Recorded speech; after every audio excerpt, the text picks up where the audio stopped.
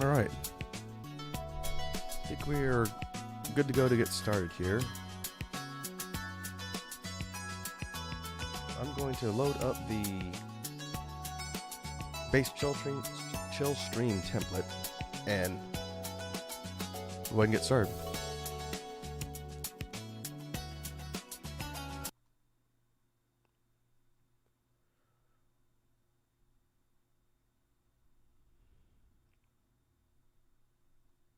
All right, let's get the BGM going.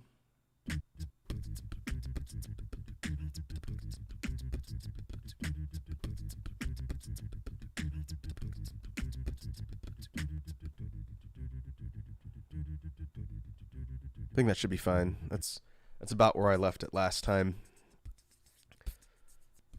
Pay attention to the audio readouts.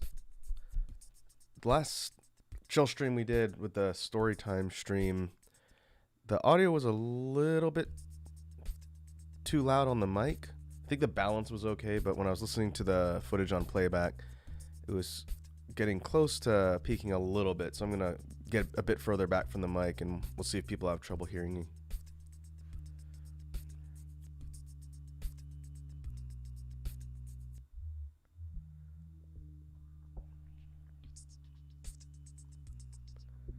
Before we get into the meat of today's stream, which is going to be probably my best attempt at getting canceled yet, I did want to do some minor channel update stuff. The stream schedule for next week I'm still figuring out. I will be posting that on Twitter tomorrow. Consistently gotten all that done on Sundays. So once I figure out what I want to do next week, then that will go up. Let's see, I recently posted the first Storytime clip on the main channel here. It's the ER story from our recent stream. And when I was editing it and putting stuff together to upload that, I realized it's kind of a long clip. It's not a short, concise thing, but it took a while to tell the story. And even though it's like almost 30 minutes long, I think it's pretty amusing. So when people are interested in hearing how I got sent to the ER at my last job, it's an interesting listen. As far as other upcoming content, I did finally finish all of the recording and editing for Prince Lemon Virtual's VTuber Challenge. Finally, I've been working on it all week. I don't think it's going to get any better no matter how many times I go in and tweak minor things. So I'm going to be doing some final QA checks on it, and probably either later today, since I'll be going out after the stream, later today or tomorrow, I'll finally post that on Twitter and YouTube, and you guys can see what I managed to come up with for the Prince's Challenge. I think it was an interesting experiment. This one's going to be a little bit weirder than the last one as far as how I structured the response, but it was fun writing and editing and recording. So now I get to work on putting stuff together for the next one he does, so I can hopefully get it out faster. But other than that, there's not really much else to update as far as things coming up on the channel. I have been brainstorming some potential ideas for additional types of stream content to kind of experiment. I do think the Storytime stream we did earlier on in the week was a success. I actually enjoyed going and structuring specific story content to discuss with you guys. So I will be doing some more of that in the future. I just need to put together some material in advance so I know what to talk about. I do have some ideas for a potential challenge stream / punishment stream. I need to do some research into the logistics first before I commit to doing it. But if I can get everything to work and it runs smoothly in a stream environment, then that's something we might look at in the near future. If people really find my suffering humorous, then doing something like a punishment stream could be amusing.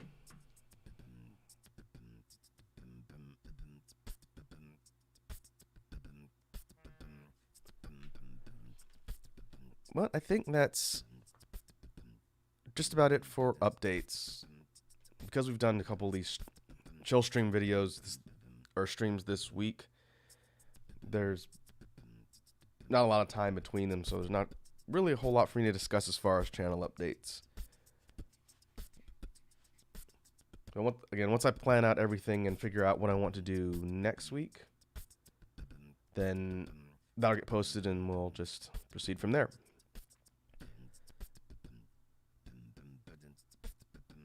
Oh, real quick, let me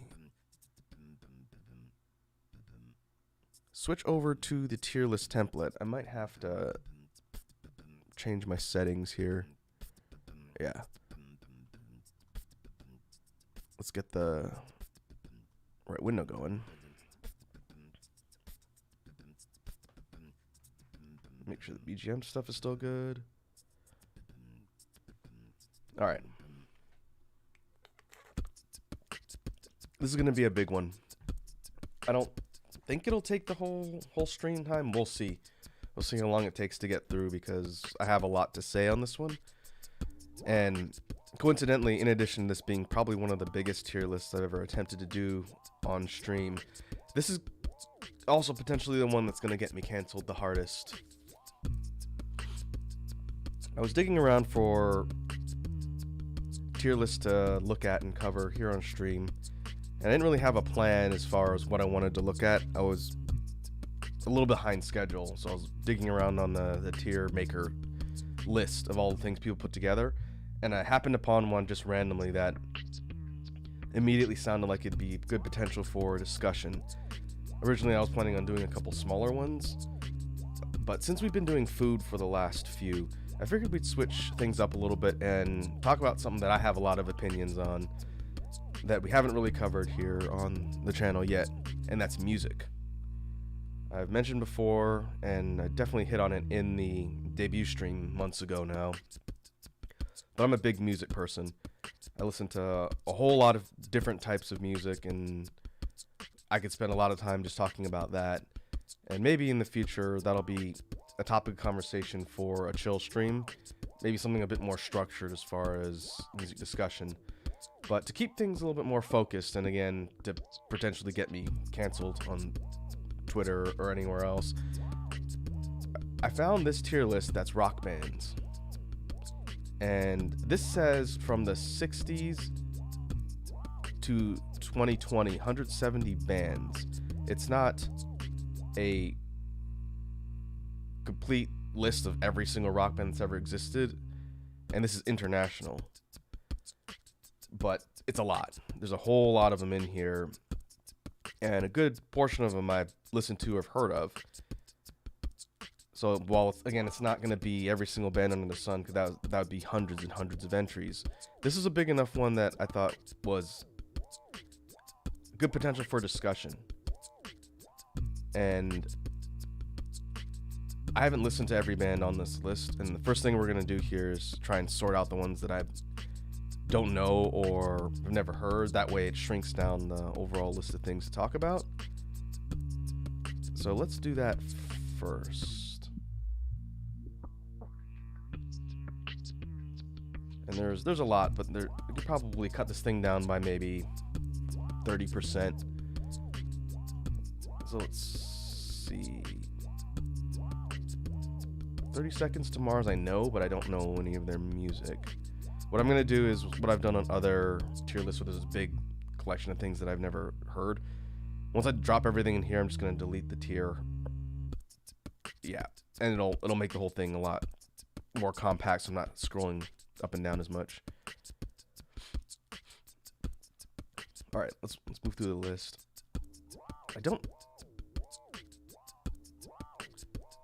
Oh, hey, Edward. Welcome to the stream, man. Good to see ya.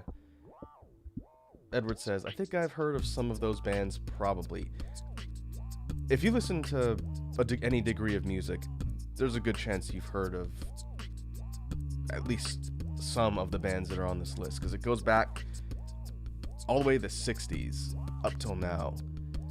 So it's going to be a mix of regular rock bands, alternative bands, metal bands. It's a pretty big spread, which was why I decided to choose it.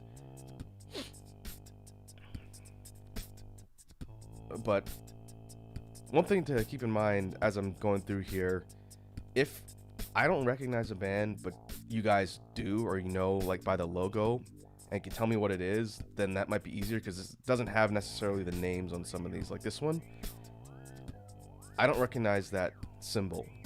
It's a pretty cool logo, but I don't know who it is. So I'm gonna put them under here, and if anyone listens to that band and knows who it is and can tell me the name, then at least that I'll know if I have an opinion or not. Let's see. Airborne. I've never heard of Airborne. All Time Low. I've heard of, but don't know.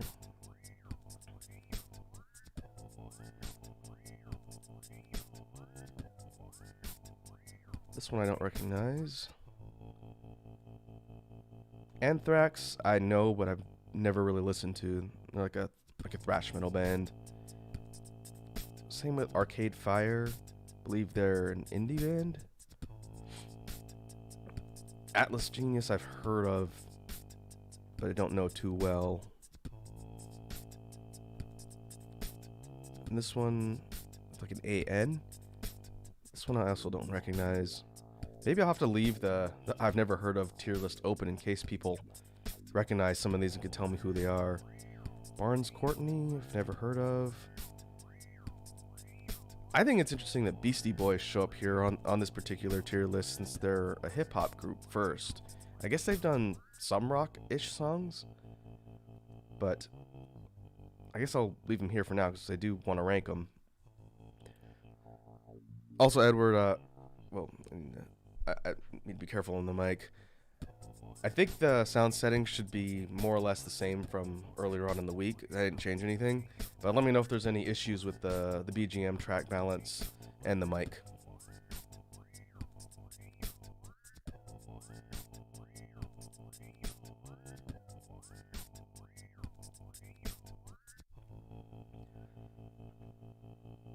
All right, BTE. I don't recognize BTE.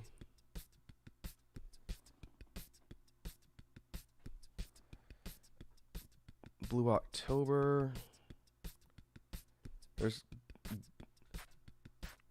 Edward says sounds good. Okay, thanks, man. I'm gonna try not to get too close to the mic when I'm just talking regularly. I was getting a little bit of peak on last stream, or 2 streams ago when we were talking. But the problem is I have to lean forward to take a look at some of these. So I just need to be careful. I'm going to be bumping right up against the yellow range, not halfway through it. Alright, Bowling for Soup, I know, but I've never really listened to. Boys Like Girls. Never heard of them. Or heard of them, but never really listened to them. Catfish and the Bottlemen. Never heard of them. That sounds like an indie band. Coast Modern. Never heard of them. Cold War Kids. Never heard of them. Dirty Heads. Dirty Heads sounds familiar, but I couldn't think of any songs I know from this group.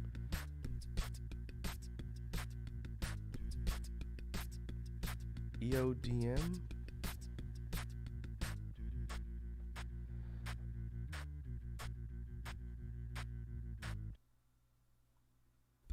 I can't even read what that logo is. EVEO? I don't know if it's the name or... Okay, that song is a little loud. Okay, I'll drop it a bit. I have the volume set where it is because some of the earlier tracks, like this one, Super Bossa Nova, are a bit soft, so it's gonna kind of be in the middle. But I'll take it down a little bit, just so the louder ones aren't super loud. But yeah, let me know if anything sounds weird with the quality as usual. All right, where were we? Yeah, I don't know who this EVE, whatever this is.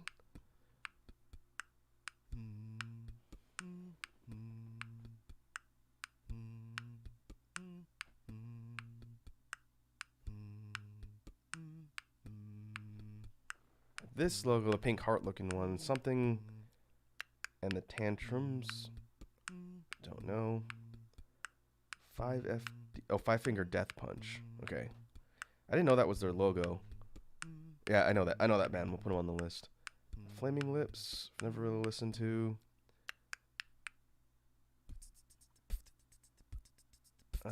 This one I don't recognize.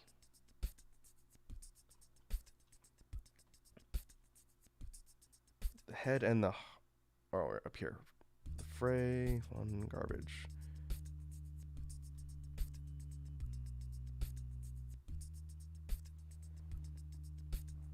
Grandson? Okay, nope, don't recognize that one. Grizz Folk? Group Love? Head and the Heart? There's going to be a lot of bands I don't know. I listen to a lot of music, but there's a lot out there. Hot Shell Ray I know of, but don't really listen to.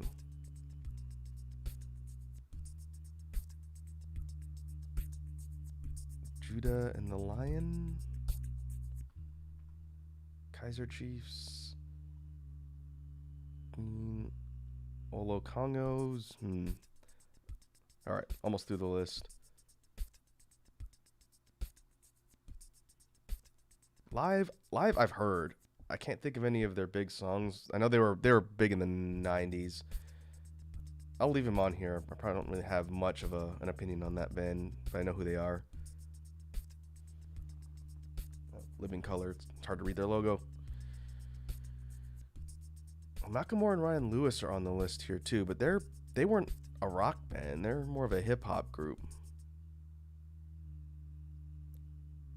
I guess some of their songs are kind of rock-ish.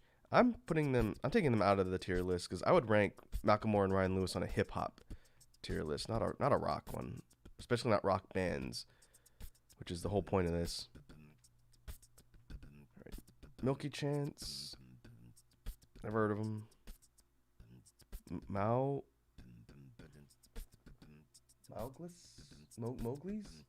The Mowgli's? Never heard of them.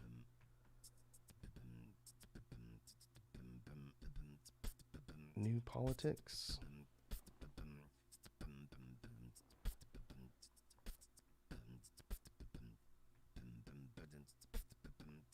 Oh, One Direction? Calling One Direction a rock band is debatable too. Outkast? Calling Outkast a rock band is also debatable. They had a couple songs that were rock-ish, but kind of like the Beastie Boys. Outkast is a hip-hop group. So I'm gonna take Outkast out of here as well. They would rank on a hip-hop tier list, and I'm trying to find a good like hip-hop group and rappers tier list that I can do. The problem is a lot of them are pictures of people, so if I don't recognize the people versus just the name of the artist or the group, then it's difficult to rank because I don't know exactly what some of the artists look like, especially the newer ones. We're taking Outkast out. Just if I were to put Outkast on a hip-hop tier list and rank them just for reference, they would be very high. They'd probably be an S tier. I love Outkast. They're one of my favorite groups. Let's see. Panic at the Disco. All right. Phoenix. Never heard of Phoenix. Pixies I've heard of, but I've never really listened to their songs.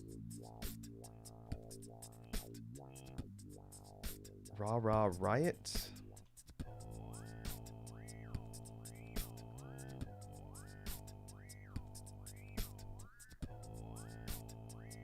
Right. Rammstein, Ramones. The Script. Never heard of them. Shepherd.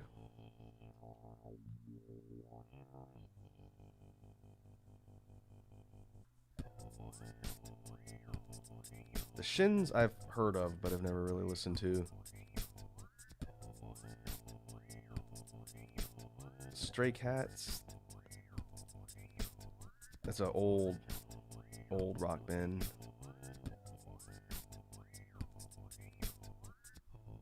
Wait, where are we?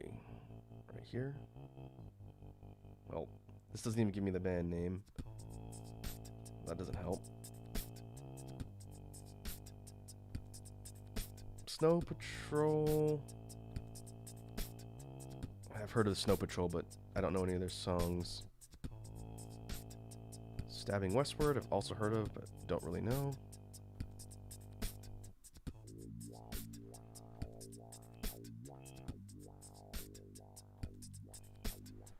I think this says Stereophonics. Again, name sounds familiar, don't know their music. Stone Temple Pilots are on here more than once. That's kind of weird. I guess I'll have to watch out for duplicates, but I see Red Hot Chili Peppers on here more than once.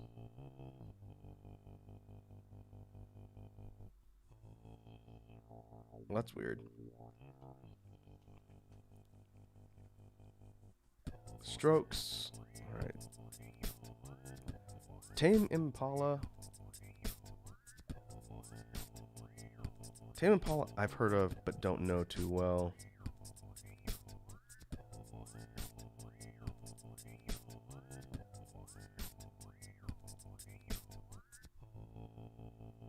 Edward says, I think that's Simon and Garfunkel. Oh, yeah, you're right. I think that is Simon and Garfunkel.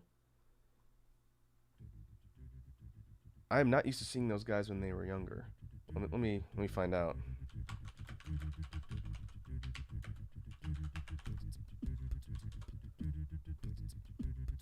Yep.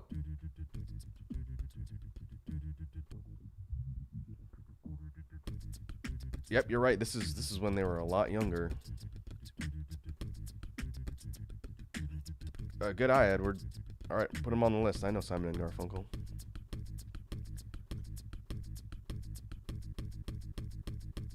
All right, where were we? The Score. Don't know them. 30 Seconds to Mars. Aren't they on here already?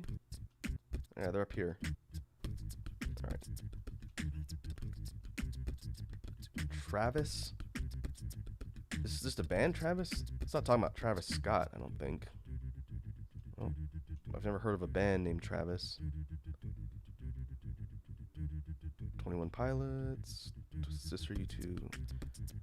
Vampire Weekend. Never heard of them. The Wombats. Never heard of them. Ex-Ambassadors. Heard of them, don't know their songs too well.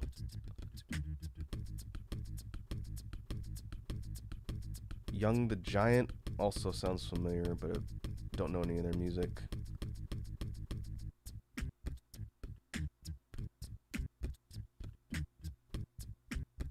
Alright, I think that's everything.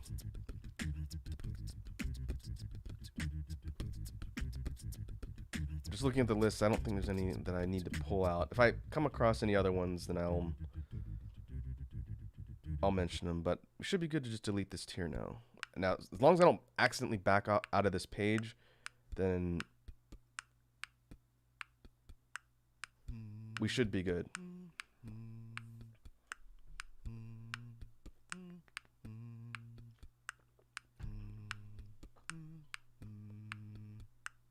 I thought I put five sauce. I think this is 5 Seconds of Summer. They would be in that same tier. And I deleted it.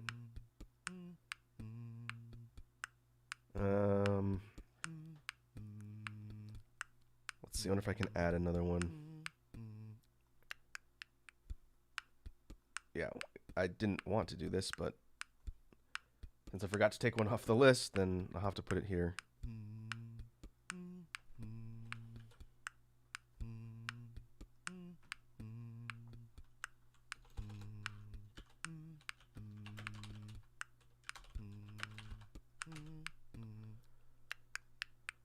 I know who 5 Seconds of Summer are, and I know a couple of their hits, but I really don't listen to that band at all.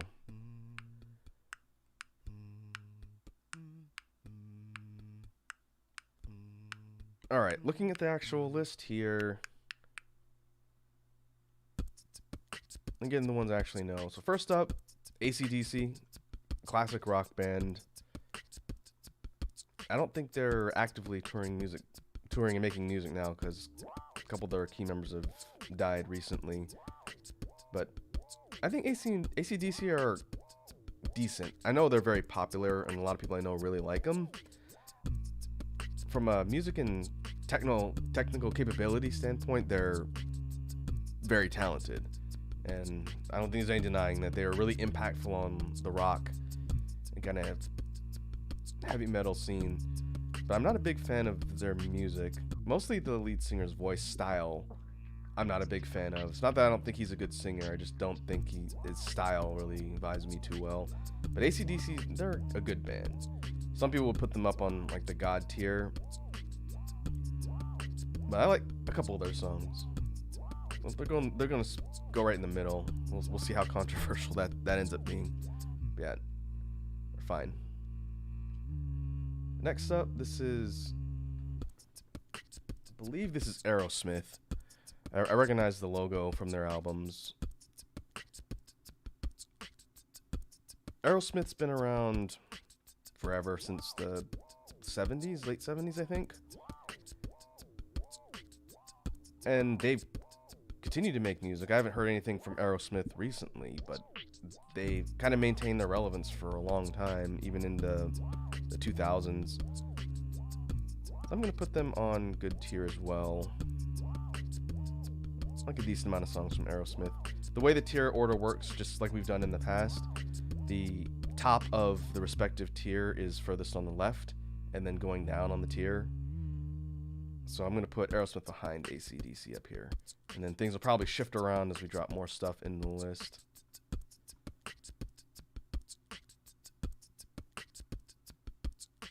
Next up, AJR.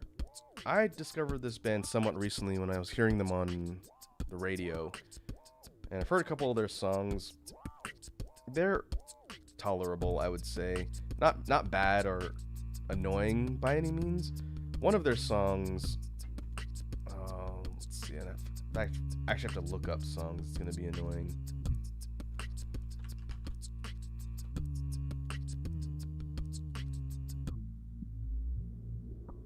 I wonder if it's Bummerland. One of their songs that's on the radio now. Let me see if I can find the lyrics. I know it by lyrics.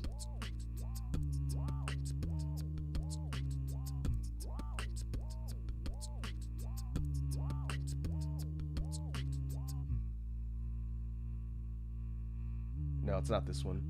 I don't remember what song it is.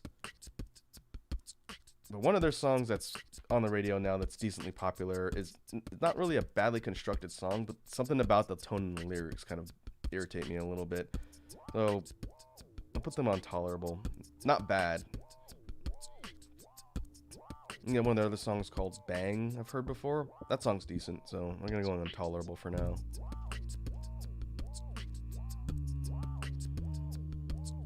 Next up, Allison Chains. Going back to the classic days of the 90s alternative and grunge revolution.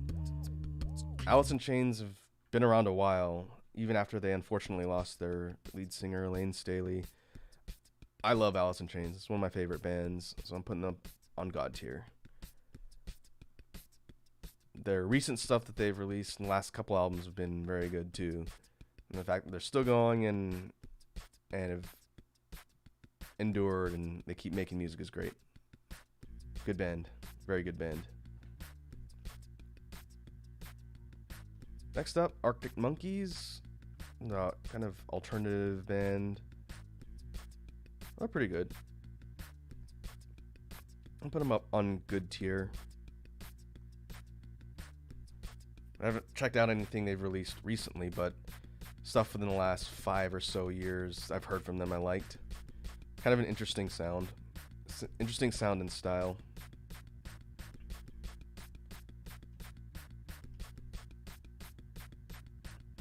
Next up, Audioslave.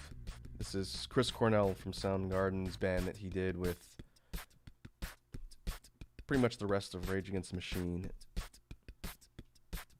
They put out some good music. Audioslave's great. They didn't do a lot. I think it's only 2 albums, but the stuff that they did put out was really good. And Chris Cornell tragically died a few years ago too. Is his band on here? Is Soundgarden on this list?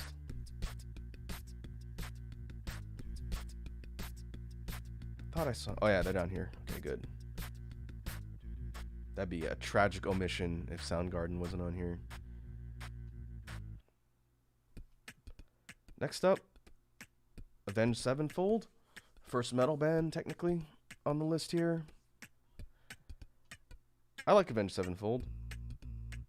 They've toured around with some bands that I really like from Japan, but I've never seen them live. I think they'd be a fun show.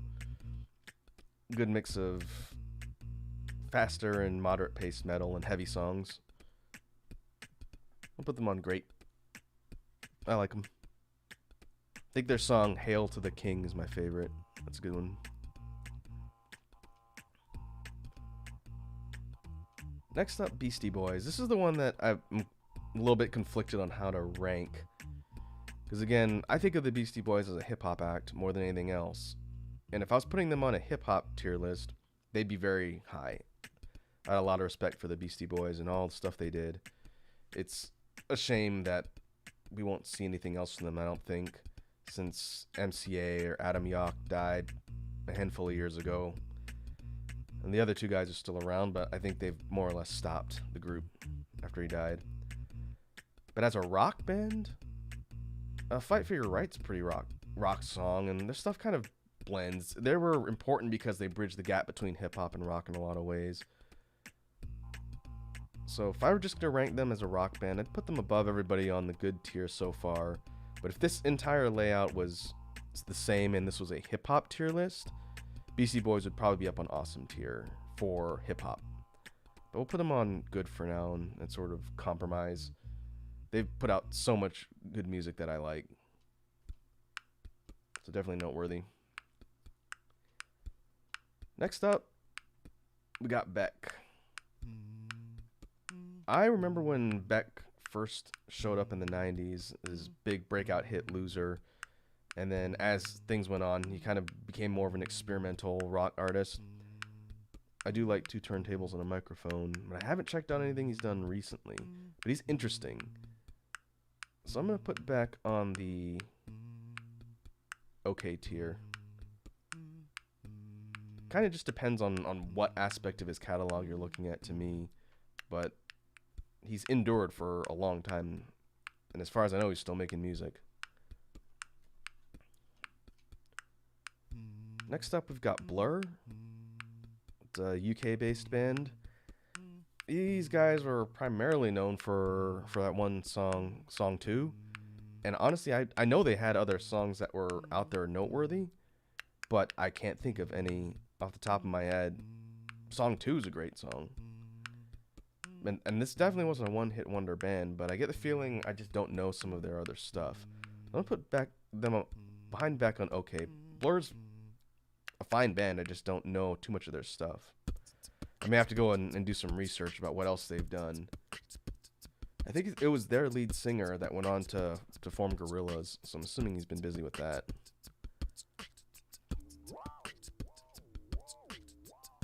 Next up on the list, we've got Bon Jovi, the band of one John Bon Jovi.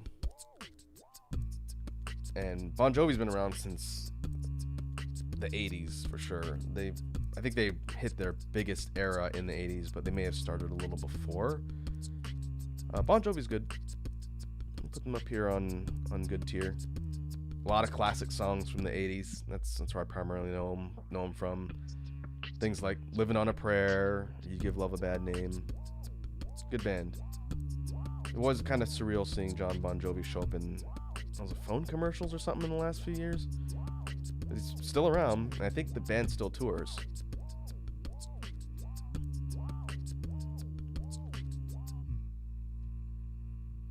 But yeah, we'll put them up there. Good band. Pretty classic. Next up, we got the man, the myth, the legend, Bowie. David Bowie. And it's been a few years since he died. I think it may be 3 or 4-ish. I don't remember exactly. It was somewhat recent. I remember that was really big news because no one knew he had cancer. Bowie has to go on God tier. Just the definition of an artist and a musician and a crazy talented and influential figure in music. If you know his music or his music catalog, or you don't, chances are in some way something he's done has crossed your radar or influenced some aspect of popular culture or music that you know of, unless you just don't listen to music at all. And I like David Bowie's music a lot. He's a very interesting, very dynamic artist. And even his last album that he made before he died, and he released it right before he died, in fact. And that was Black Star. It's a very interesting album. But going back to the late 60s, I think is when he technically started making music, and persisting through the 70s, through the 80s, and continuing to sort of adapt and change his image through the 90s, 2000s. The guy never left music and art and created stuff up until he died. It's a legend. That the godly tier is going to go for bands or artists that I think are either super noteworthy to me or are undeniably influential. And the only thing that's going to keep an artist out of this tier, if they're a super significant artist, would just be if I don't like their music. There'll probably be at least one or two like that. But yeah, Bowie's got to go in the God tier.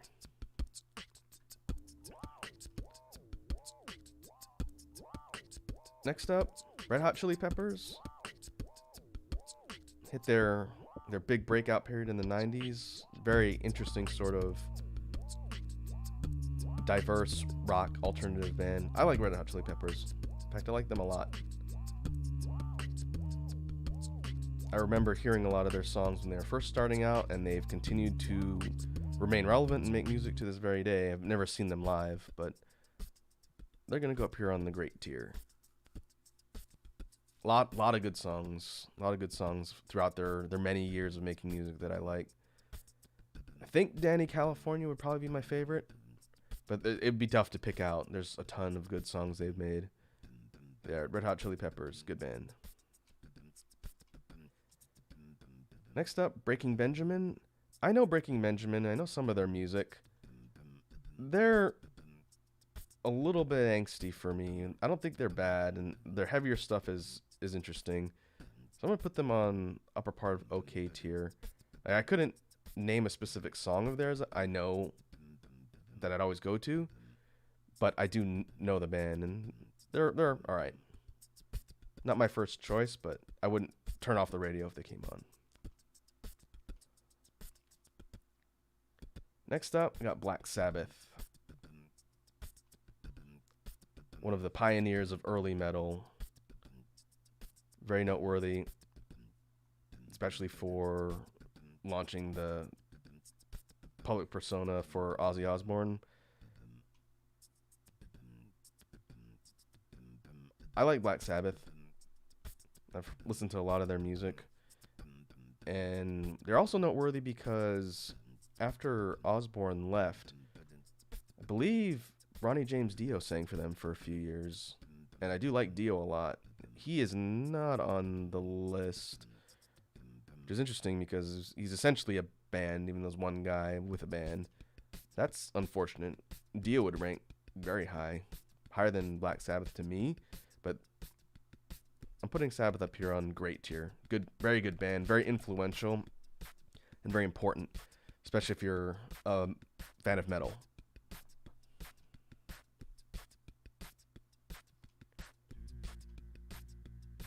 Next up, Bush. Bush were pretty popular in the 90s during the alternative era. I don't know if they're still making music now because I haven't checked up on that band. I remember hearing a lot of their songs back in the day. I know Glycerine was pretty popular. I'll put them up on okay. Mm, I think I know more of their songs than Blur. Pretty good. Pretty good kind of alternative rock sound.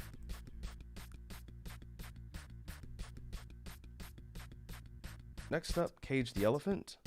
Cage the Elephant has been around since the 2000s, I want to say. And they're a pretty interesting alternative band as well. I like a few of their songs. They had a recent album come out last year, or maybe it was in 2019, that I remember just happened to cross my radar, and there was just a couple songs in there that I really liked.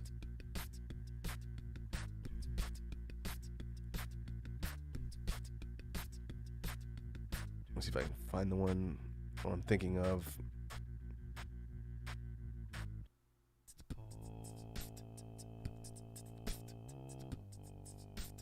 Oh, let's see.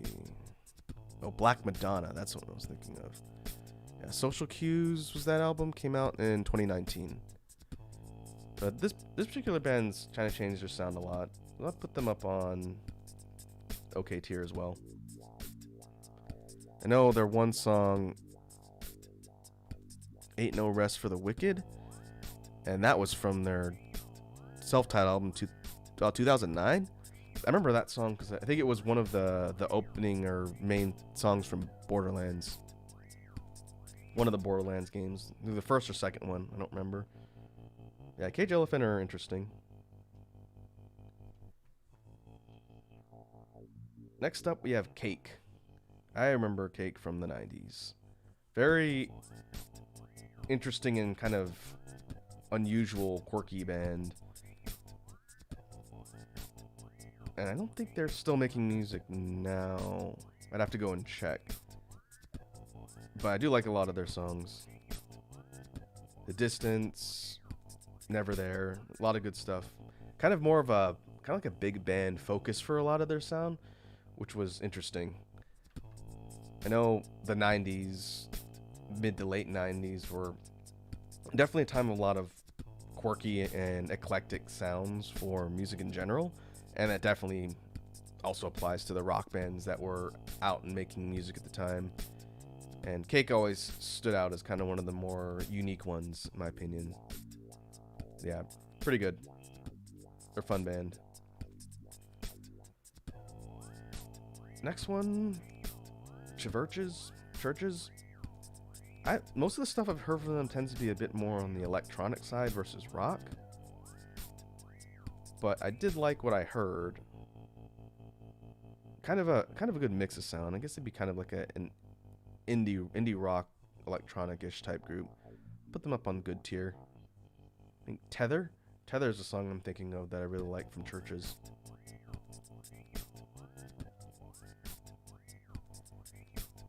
Next up, Coldplay.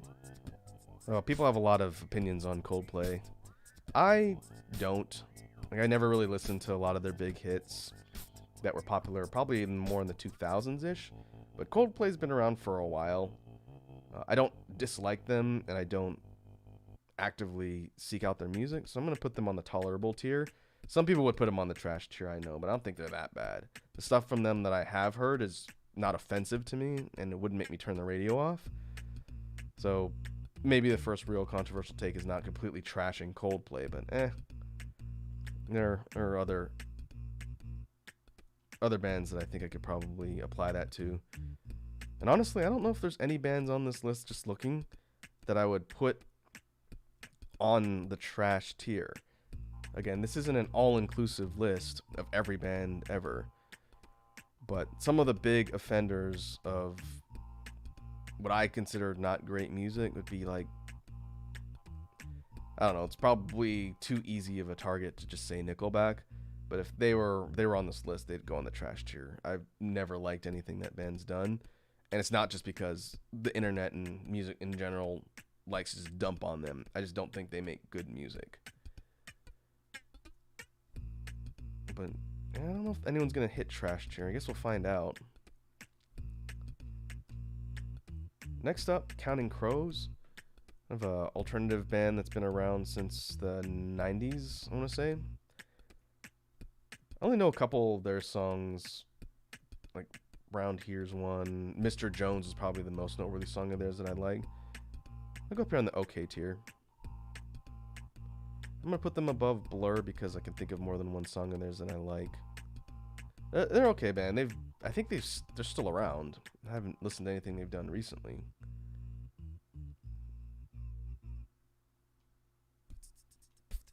But yeah, I'll put them on okay tier. They're fine.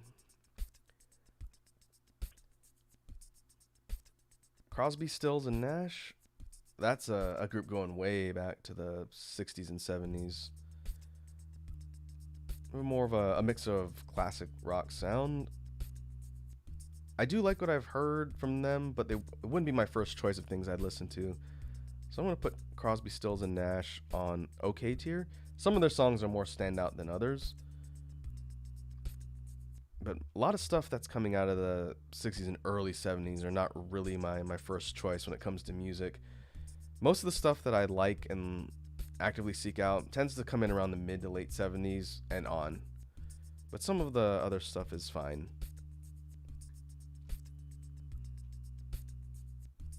Next up, Deep Purple. Another classic group from 60s, 70s. Yeah, they put out some good music. I would put them up here. I put them higher than AC/DC.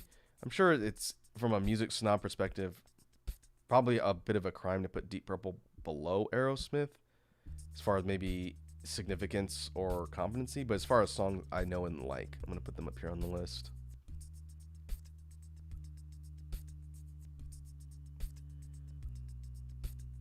Next up, Def Leppard, another classic hard rock heavy metal band from mainly from the 80s. They may have been making music from the 70s on, but I know them from their big hits from the 80s and further on in the future. Def Leppard's great. I'll put them up here. Their music is always fun to listen to and pretty noteworthy. I've never seen them live, but I hear they put on a good show.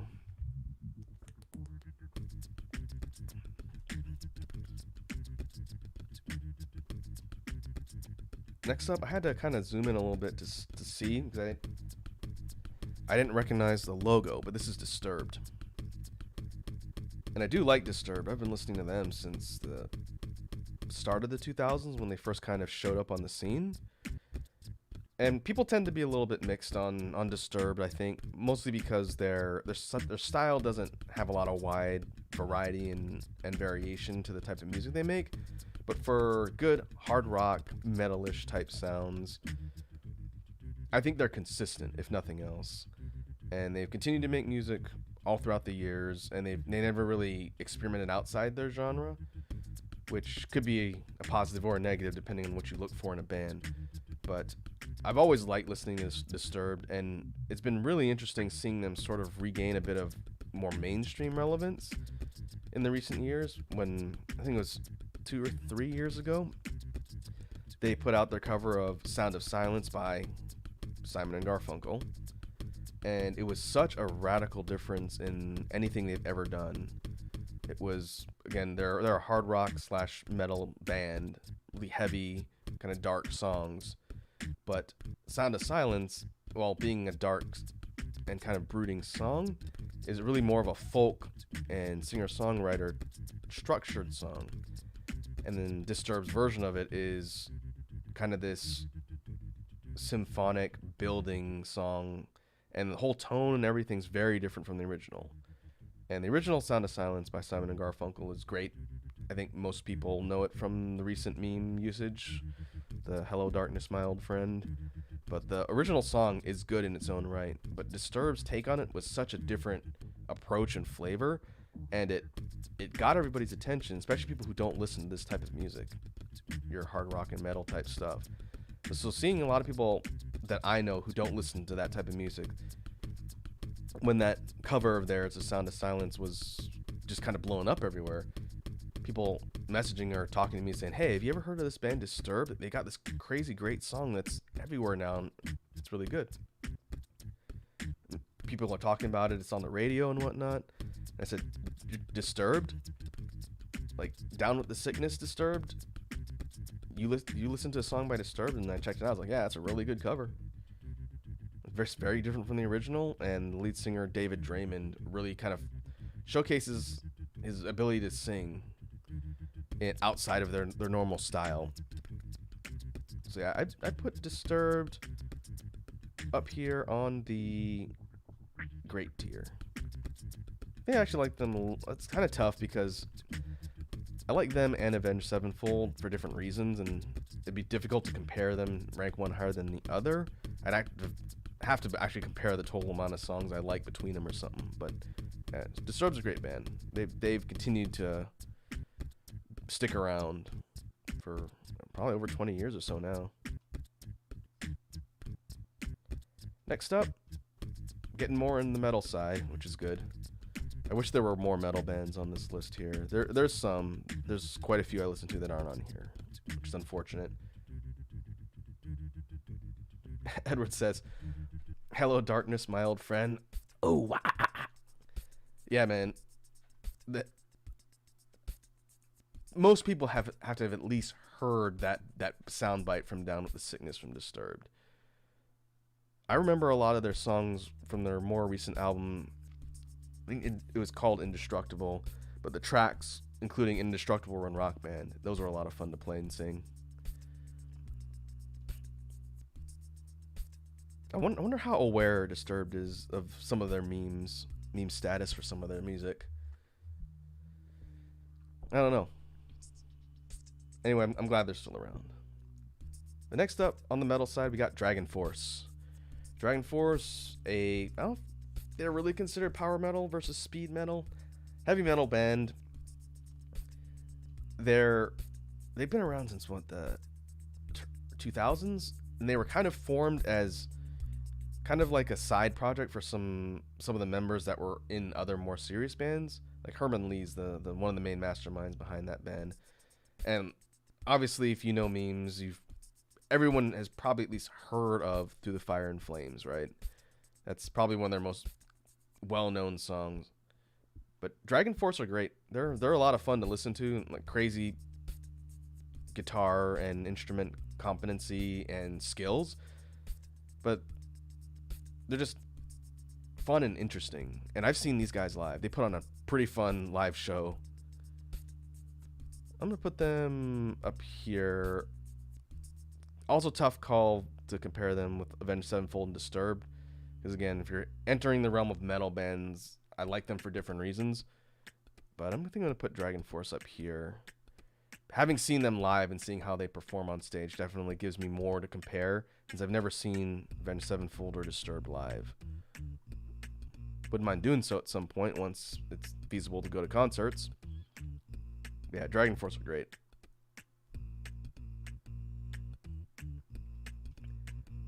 Next up, Echo Smith. I only know this band for a couple songs, but I did like what I heard. I think they did this song Cool Kids that was popular a while back in the 2000s.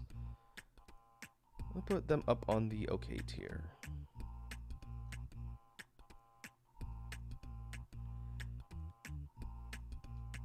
We've got a lot of bands to go. This particular tier list may take up our entire session today, but that's all right.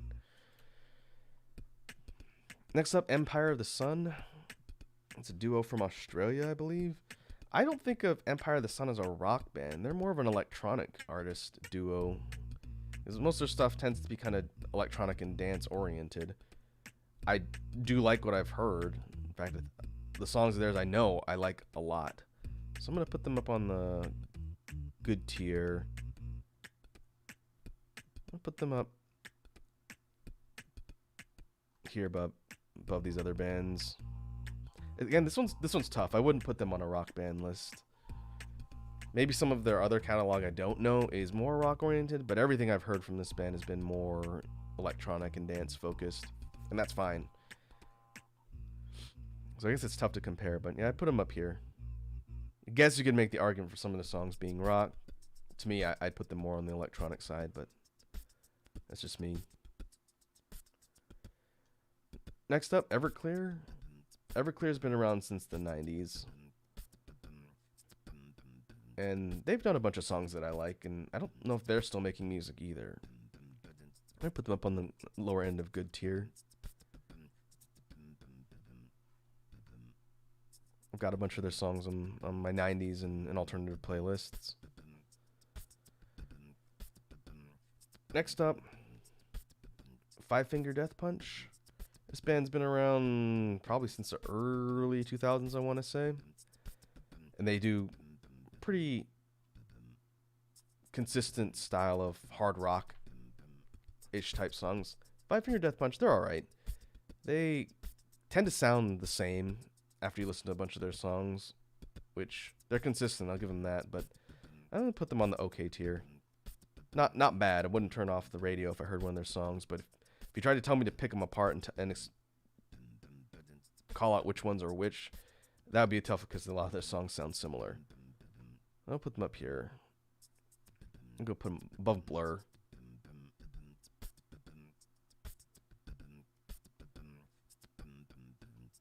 Alright. Next up on the list, I knew we would get here eventually. Fall Out Boy. I don't like Fall Out Boy, but it's not because I don't really listen to their music. Just stuff I have listened to coming out of like the emo era just never really vibed with me. That being said, I don't think I'd put them on the trash tier. If I heard a Fall Out Boy song on the radio, assuming I could recognize that it was them, I think I would probably not. I wouldn't turn the radio off. Like their sounds not offensive to me. They just I've never got into that band. Nothing they've done has ever really been interesting to me. And I know they're really popular, so if anyone's gonna get mad at me for a band, it's probably gonna be someone like Fall Out Boy. So I'm gonna put them at the bottom of tolerable, just because again, not offensive. I can't actively think of a reason why I could call them trash, but most of the stuff that I've heard from them that have been like their big hits have been just kind of meh or to me. I do think Sugar Going Down is a really funny song, but it's mostly because of the aspect of not being able to understand the lyrics because of how badly they're sung. That's really more of like a meme type thing versus like a competency thing. So if anything, the reason why I don't like Fall Out Boy is more of a style choice, not necessarily because of any one song. But yeah, I'm sure people will disagree with me on that one. I know they're very popular. They're either really popular or really unpopular from what I've seen. I'm gonna, again, can't justifiably think of any reasons why I put them on trash. So they're going at the bottom of tolerable. I've mentioned before that I don't like emo music, especially stuff that was really big in like the mid 2000s ish when emo really took off. But for some of the Fall Out Boy songs are kind of grating. Other ones are a bit more just kind of tolerable to me, but yeah, I don't like that band. Sorry. Moving on. Foo Fighters. Foo Fighters are awesome. They are one of my favorite bands. In fact, they're going to go up on the awesome tier. Could justly put them up on godly tier. I don't know. That's a bit tough. I'm gonna put them on awesome tier for now. Maybe I'll move them up. Dave Grohl, guy who looks like the drummer from Nirvana. I've been listening to Foo Fighters for a while, and I really would like to see them live at some point. I never really got the chance, but they have so many songs throughout the years that are just classic songs, good energy, and just fun band to listen to.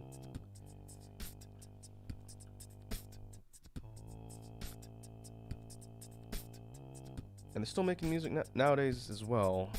Can't remember what year their last album came out, but I do like that they've continued to exist since the late 90s, I want to say, all the way up through present day. Yeah, very good band. One of my favorites. Next up, Franz Ferdinand. This band I don't know too much about. They did Take Me Out, right? That was one of their big ones in the 2000s. And I really like that song. Remember that song from Guitar Hero, I want to say? I think it was Guitar Hero. It's a good band. I'll put them up here on the OK tier. We'll go up above Cagey Elephant, I think. I think I need to probably go and check out more of their stuff, but I did like what I heard. The Fray. I know The Fray from that one song. Is it How to Save a Life? Is that what it's called? When you hear on TV shows. Yeah, How to Save a Life. I've heard some of their other songs as well. They're all right. Put them on the OK tier. Getting good mileage out of looking things up on Spotify today.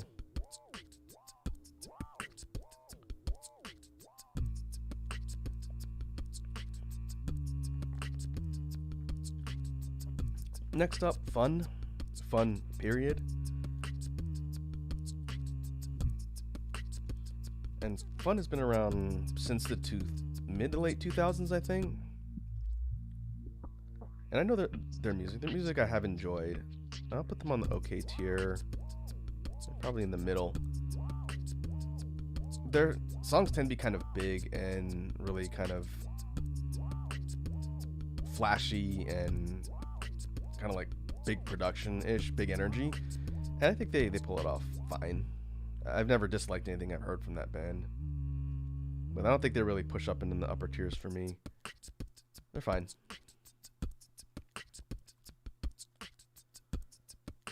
Next up, we have Garbage. A band that's been around since the 90s. I first heard of them in the 90s. I like Garbage. They're also one of my favorites. So I'm going to put them up on the... I'm going to put them up on the great tier or awesome tier. Do I like Garbage more than the Red Hot Chili Peppers? That's a tough one. I'm going to put them here. Up on near the top of great tier. Garbage is great. Shirley Manson's a really good singer. And their style from kind of the alternative, experimental rock side is always constantly evolved. And they're still around to this day. I think their last album was a few years ago. I like Garbage. I've never seen them live, but I'd like to if they're ever touring.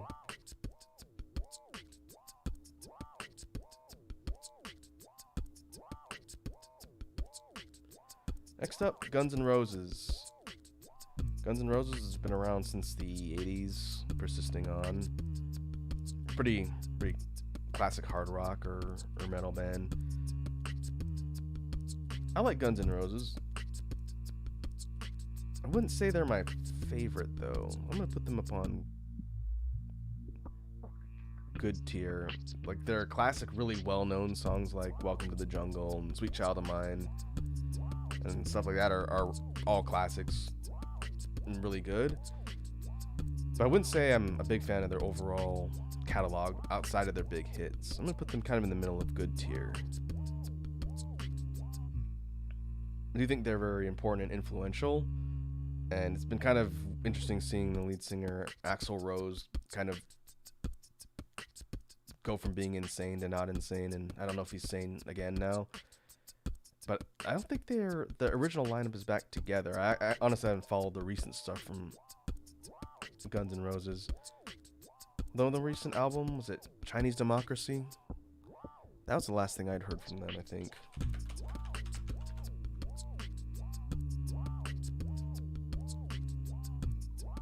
Yeah, that was in 2008? I thought it was more recent than that.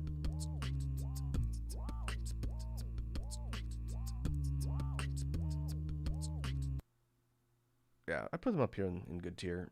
Pretty important and noteworthy band. Next up, Godsmack. I was wondering if Godsmack would be here on the list. Godsmack, they're a hard rock / metal band. They've been around since the late 90s, I think. They've been around a while. And they've continued to exist and be consistent. I like Godsmack. Good workout music. Let's see, where would I put them? I'd put them... Put them on the good tier. think their song "Thousand Horsepower" might be my favorite of theirs. That's a really good one. It's a fun song to sing. We'll put them up on good tier.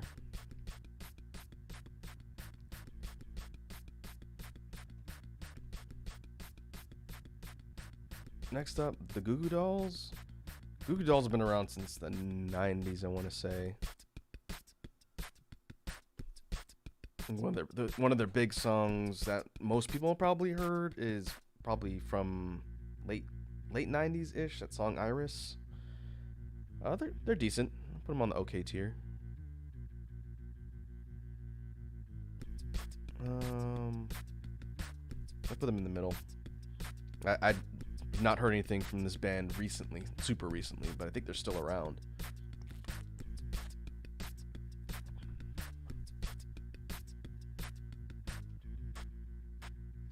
Next up, we got Gorillaz. And Gorillaz are also kind of a tough one to classify to me. I guess they would be a rock band, but their sound is so diverse and mixes in so much different genres that you can't really say they're a straight rock band, because some of their stuff incorporates elements of electronic or techno or hip hop. But I think you could justifiably call Gorillaz a rock band. No one knows what they look like canonically, I guess. I guess the members have been on stage before, but the personas for the Gorillaz are the cartoon characters. Gorillaz are awesome though. They're great. I'm gonna put them, even though I said they're awesome, I'm gonna put them up here on near the top of great tier. I'm always interested to hear one of their projects when it comes out, because I know it's gonna be interesting. That's the thing. A band can score a lot of points with me for being interesting by having creative ideas or just doing things that are unique or different from a lot of other acts out there. That's probably one of the reasons why I think Bowie's so noteworthy, because the man was endlessly interesting. But kind of in the same way, Gorillaz have a pretty unique and creative approach to making music, and they bridge so many different genres and styles. They're never boring to listen to. So yeah, I'm gonna keep them up here near the top of great tier. I've never seen them live either. I wonder what their live shows are like. Next up, we have Gautier. I find it interesting that they put Gautier in the rock band tier list. I always thought it was just one guy. Maybe one guy and his band, but Gautier is like a singer-songwriter, indie artist. Obviously, his biggest hit that was known throughout the world would be the song he did with Kimbra, somebody that I used to know. But I've checked out his other stuff, and he makes a lot of really good music. It's different from the big hit that got him attention everywhere, and that's probably why I don't think he's had a second major hit. But on the indie scene, he's done some really interesting work. I don't know if he's released anything recently. I should look.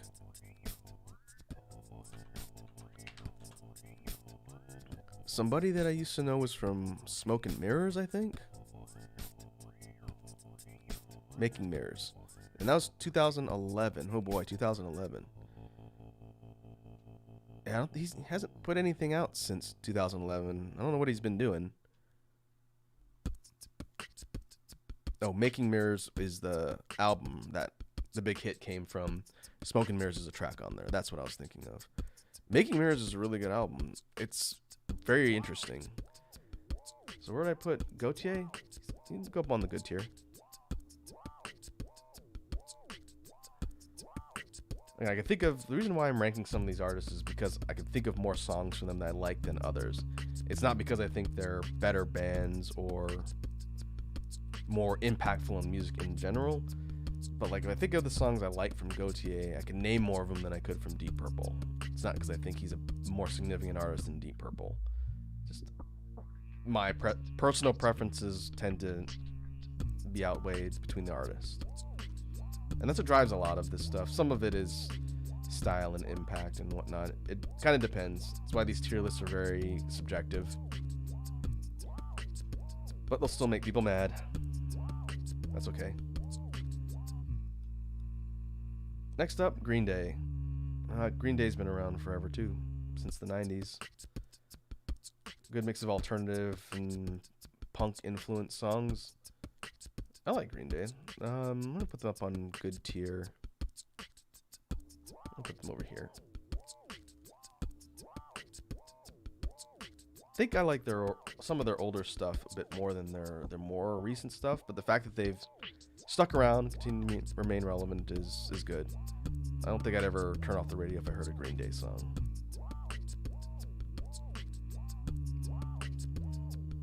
Next up, Hole. That's Courtney Love's band.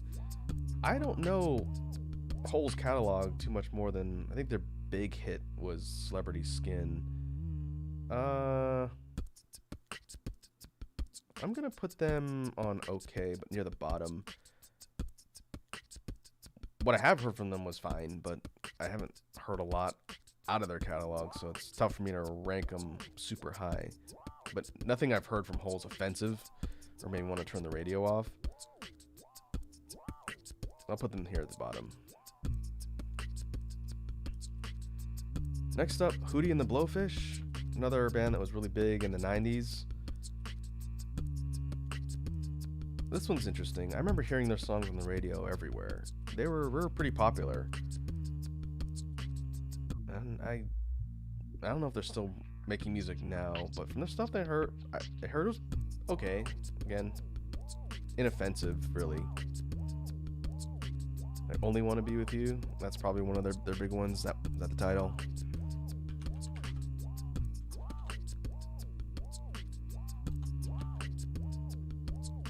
Yep.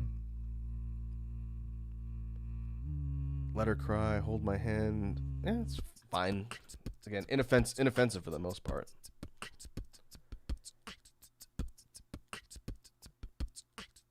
Next up, Imagine Dragons. This is a more recent band that's kind of continued to maintain their popularity through the years. I don't really care for Imagine Dragons that much. Their songs are okay. They tend to be a little bit generic for me, and I've heard them compared to like car commercial music, which is funny because I've heard other songs in car commercials. That in itself doesn't make them a bad band to me. I don't care if a band uses their music commercially. If they're gonna be successful, that's fine. Like that's a kind of a more hipsterish attitude that I don't agree with. But Imagine Dragons, at least their more recent hits just don't stand out to me. So I'm gonna put them on tolerable. I do like It's Time.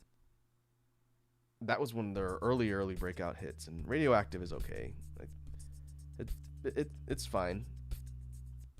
Some people put them on the trash tier, maybe, but I couldn't justify me to do that. If I hear an Imagine Dragons song on the radio, I'm not going to turn off the radio. It's fine. But I wouldn't go out of my way to seek out their music or go to one of their shows either. Their name is great for trolling people with puns, though. That's always fun.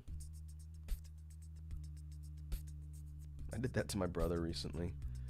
I got the idea from a video that popular VTuber Ambassador Coefficient did, I think, to his sister. So I wanted to see if it would work. So I asked my brother in person, 'cause he was here visiting recently. I said, "Hey, what's that one band, that really popular rock band that did that song Radioactive? It's really popular. Yeah, everyone knows that song. It's Radioactive." And my brother goes, "You mean Imagine Dragons?"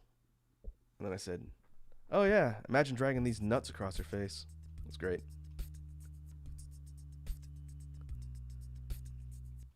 Next up, Incubus. I haven't thought about Incubus in a long time. This band was pretty popular in the late 90s, 2000s on.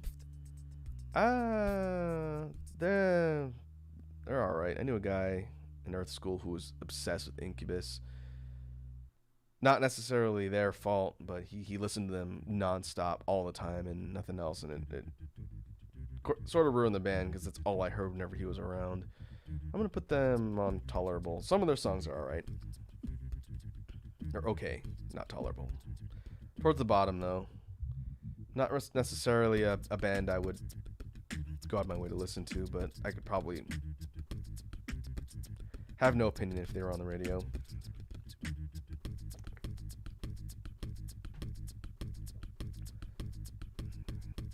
Next up, we got Iron Maiden.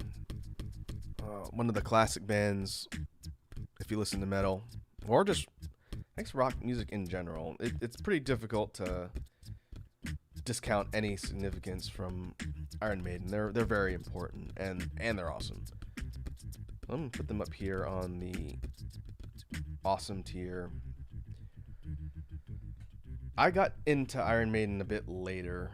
Definitely not during their heyday. That was a long time ago, coming out of the 70s, 80s. But a lot of their songs I really like are from their earlier years and then going on towards the future. And their influence for metal bands is undeniable. I would like to see them live one day. I hear they put on a really good show. Bruce Dickinson's a real mad lad, and even to this day, they're getting up in there in their age, and they still rock pretty hard. I think my favorite song, there's a lot of really good songs from Iron Maiden I really like. I think Fear of the Dark, that might be my favorite one. I wouldn't say it's necessarily their best song, but it's probably their one I like the most. The Trooper's really good, Run to the Hills, 666, just Aces High, tons of really good music. Iron Maiden are awesome, hence awesome tier. Next up, Jett. I only know this band from one song. Are You Gonna Be My Girl? Is that it? I think they were much more popular in the 2000s. I don't know if they're still around. Are You Gonna Be My Girl's a pretty decent song. I'm gonna put them on tolerable tier. Not bad, just I know nothing else about this band aside from that one song. Yeah, I'll put them on tolerable tier.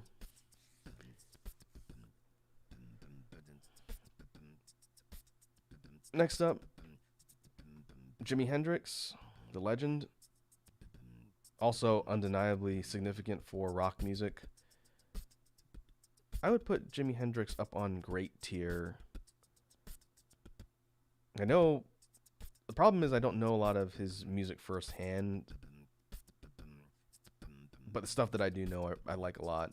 It's pretty significant as far as the progression of rock and different genres of rock.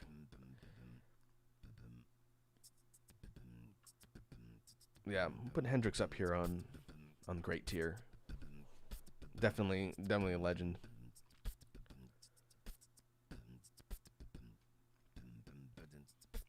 Next up, another act from, I know mostly from the 80s, but they may have been around since as early as the late 70s. Joan, Jett, and the Blackhearts. When it comes to female presence in rock music, they're kind of underrepresented on this particular list. In fact, that's really interesting. There's not a lot of female-fronted bands on here. The only other one I think we've seen, or ones we've seen, Garbage. I guess the lead singer for Churches is a lady. We have Hole. There's not really a whole lot, which is interesting. I put Joan Jett's awesome. I'm gonna put Joan Jett and the Blackhearts up here on good tier. Definitely noteworthy for breaking out of female talent in music and kind of hard rock. And Joan Jett still tours to this day. I've never seen her live, but I wouldn't mind checking out one of her concerts. She's got to be getting up there, though. How old is Joan Jett?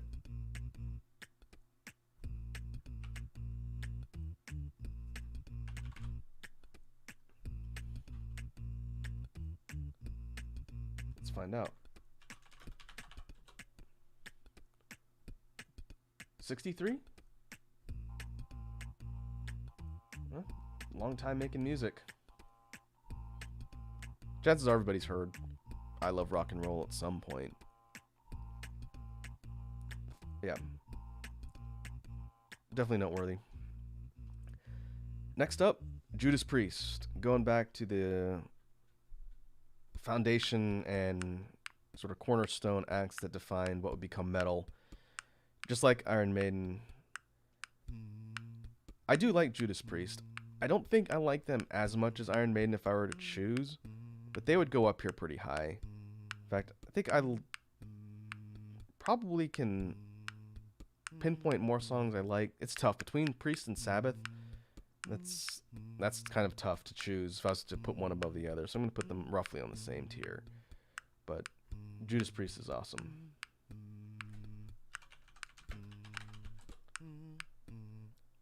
And they've been around since they're formed in 69. Okay.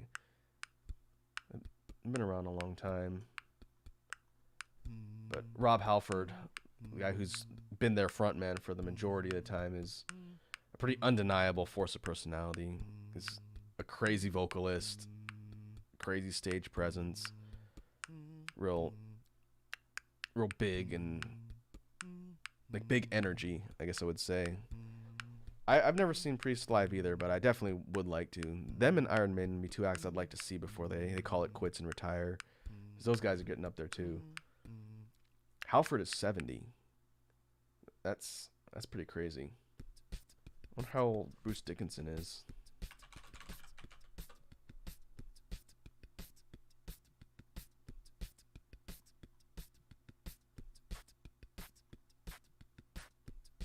Bruce Dickinson's 63. A lot of these classic acts from 60s, 70s, 80s on, they're getting up there. But yeah, I'd put Judas Priest up here. Good band.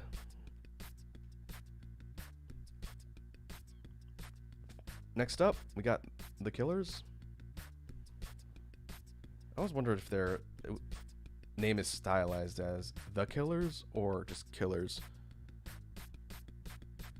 Just look it up.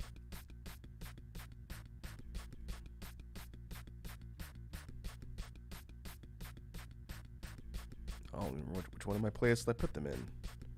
It should be on the alternative. I think they started as an indie band.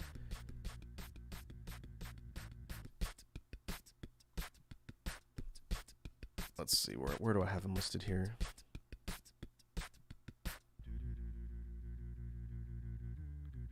The Killers, yeah, all right.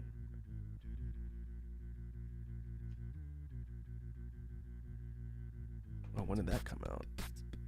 They had a new album come out in 2021. Pressure Machine? Huh. I didn't know they put out something recently. I'll have to check that out. I like The Killers. They're pretty good. They were big in the mid-2000s, kind of as the whole indie alternative second wave kind of kicked up. I'll put them up on good tier, kind of towards the upper part. There's a bunch of their songs I really like.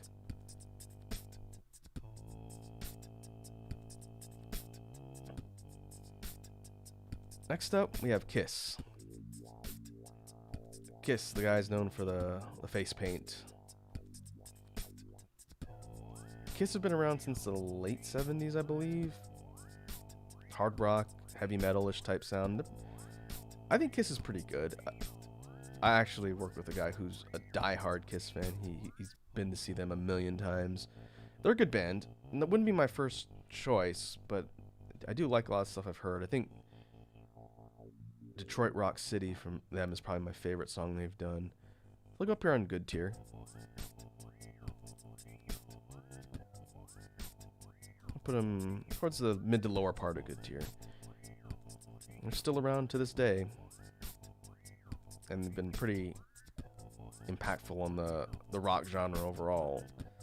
So yeah, good band. Next up, Kings of Leon. I only know this band for a couple songs, but they were pretty decent what I heard. I'm gonna put Kings of Leon up on okay tier. I'll put them towards the middle. Yeah, I liked what I heard, but I haven't heard too much else from this band. I should probably check out more of their catalog and get a better informed opinion, but it's fine.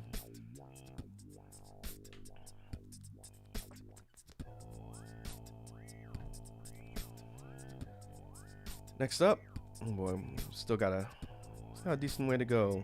We're cranking through. Next up, we got Korn. Korn showed up in the late 90s on. Pretty interesting hard rock / metal. Technically, they might be a new metal band. Technically. But Korn are pretty good. I like them. They're a good heavy sound.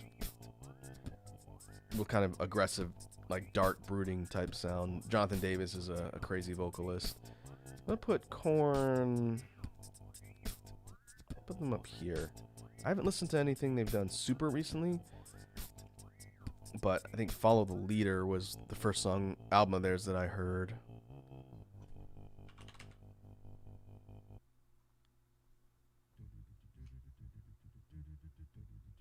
Let's see. What year was that? Going back into the archives and looking at the release dates for some of these makes me feel incredibly old. Fall Leader is 98. Okay. And there's a lot of songs in that album I really like. So yeah, Korn's gonna go up here on the good tier.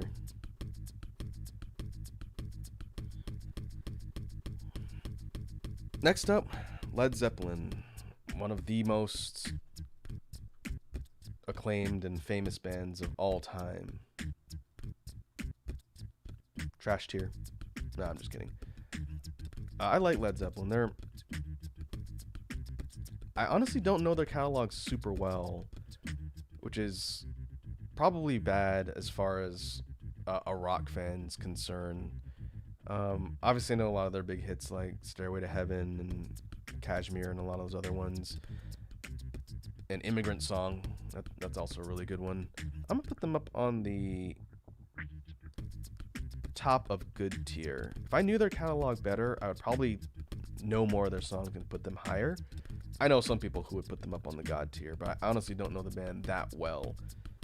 But I need to do more research. I have liked what I've heard. Their technical competency and their song composition is very interesting.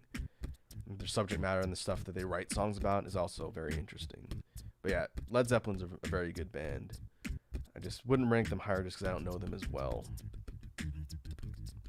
So imagine leaving them in trash tier. I would get crucified for that.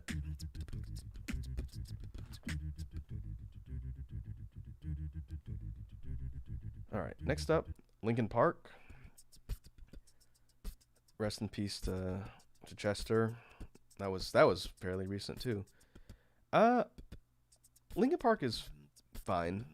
I never really got super into them back in the day. Their music tended to be a little more angsty for my tastes, but it wasn't bad. I don't think I'd ever turn off a Linkin Park song if I heard. And some have a pretty good energy to them. So I'm gonna put them up here towards the bottom of good tier. Some of their songs I like a lot. Like In the End is probably my favorite song they've done. Yeah, it's a shame. A shame Chester died. They'd probably still be going strong to this day. Oh, here's Live. Yeah, I'm gonna change my opinion from earlier. I'm gonna put Live in the Don't Know, Don't Listen. I know I could probably pick their songs out if someone showed them to me, but the fact that I just can't think of any means it wouldn't be fair to put them on any of these other tiers.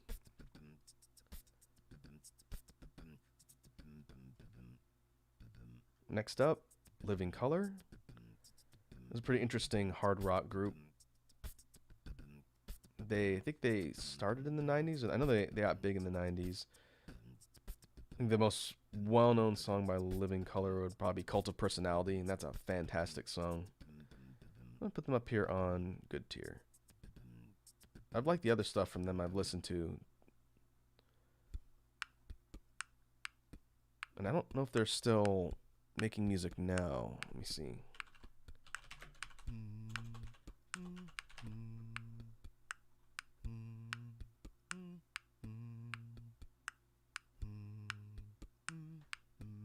2017, they released an album.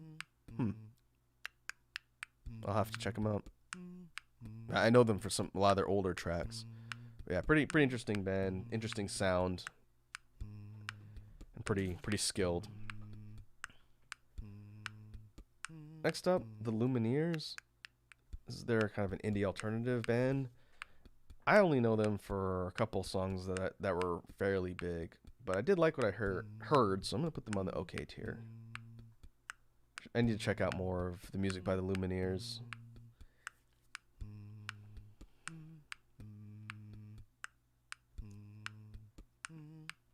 Next up, we got Lynyrd Skynyrd, and the pride of Southern rock. Like I've talked about in the past, probably one of the only types of music I actively don't like is country music that I can't listen to. Most of the other stuff, even bands that I don't like that are within other genres, I can probably just tune out or tolerate if they're on, but I do not like country music at all. That being said, Lynyrd Skynyrd's a southern rock band with a lot of country influence, but I don't think they necessarily can be classified as a straight country band. But some of their songs they've made, I do like. I do like Sweet Home Alabama. I do like Freebird. So I'll put them on the okay tier. They're definitely important. They've been around a long time and they're very influential in the music scene. So I can't just kick them all the way out of the tier list just because some of their stuff is country influenced.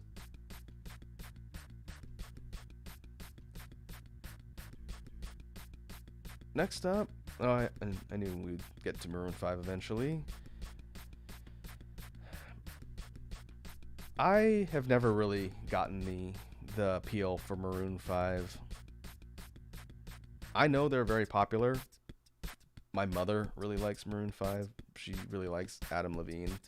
I have never liked Adam Levine's voice. Their songs of more recent years have just been really kind of generic to me.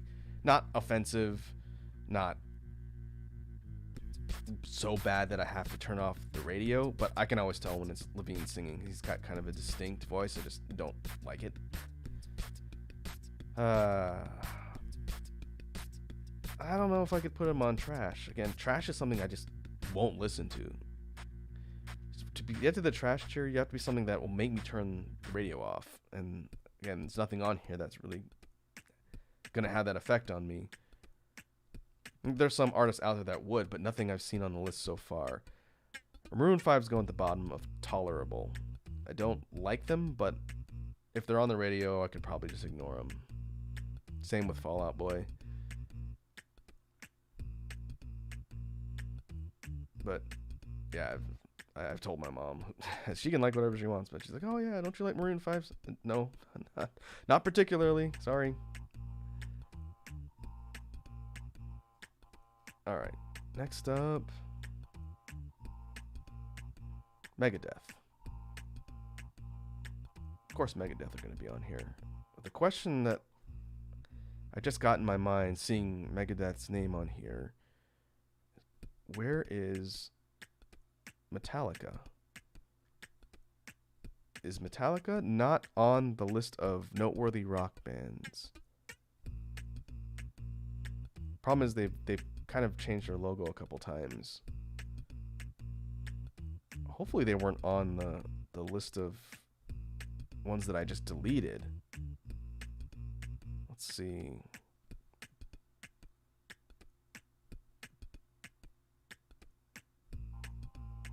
Huh. I don't see them on here. That's a little concerning. You can't have a classic rock band list and not include Metallica. Huh. Well, we'll have to proceed on, but if I was going to rank Metallica, I'd probably put them up here on near the top of good. They're a very classic and very important band. Not my favorite in the metal genre, but I like a ton of songs that Metallica's done. So even if I don't agree with some of the things they've said and done in the past, their music is still very important and iconic. But the reason why I mention that is because they're related to Megadeth. Dave Mustaine, who created Megadeth, did so after he was kicked out of Metallica, I believe. But Megadeth is a cool band. They've done a lot of good songs that I like Symphony of Destruction.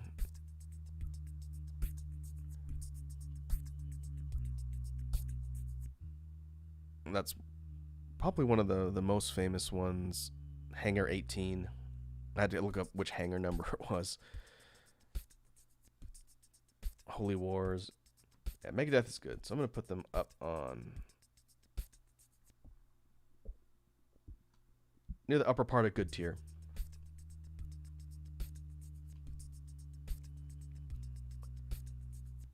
Next up, Management, MGMT.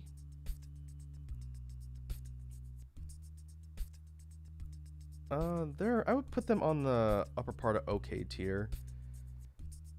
I only know some of their kind of big hit songs, like Electric Feel is probably my favorite song they've done. Kids is pretty well known. Little Dark Age. They're fine. They're definitely an unusual band, kind of more unique sound and style. That's good.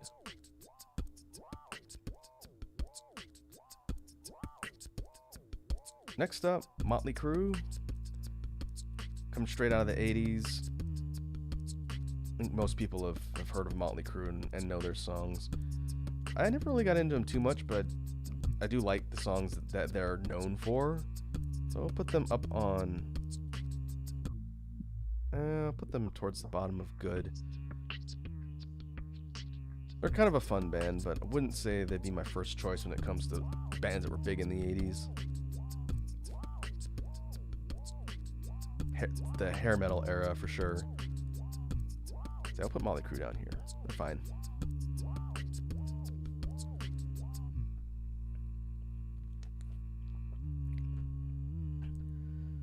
Next on the list we have Motorhead. Motorhead, I think it's pretty tough to think of hard rock and metal music and not mention Motorhead. Their lead singer, Lemmy Kilmister, he died a handful of years ago, and he was a real maniac, but interesting person to listen to in interviews, and when I heard he was a really nice guy. But Motorhead is just a force when it comes to rock music, and they're awesome. So I'm putting Motorhead up on the great tier.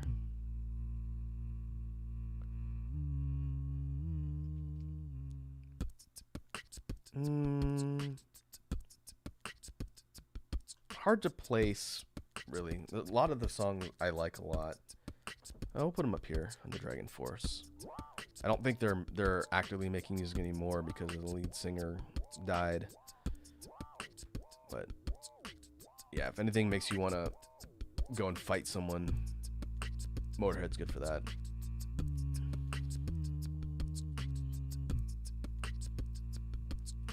Next up, Mumford & Sons. I haven't heard a ton from Mumford & Sons. The stuff I have heard from them was fine. Kind of more of an indie alternative band.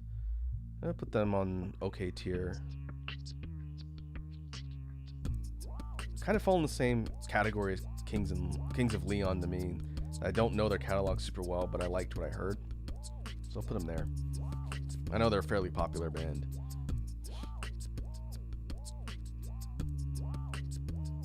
Next up, Muse.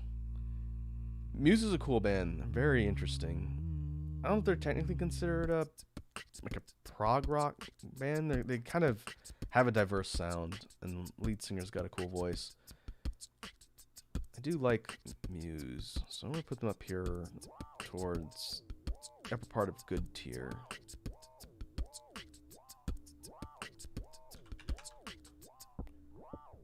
I think Knights of Sidonia. Yeah, that's the one I was thinking of. That's probably my favorite song of theirs, but there's a lot. They're a good band. And very interesting and creative.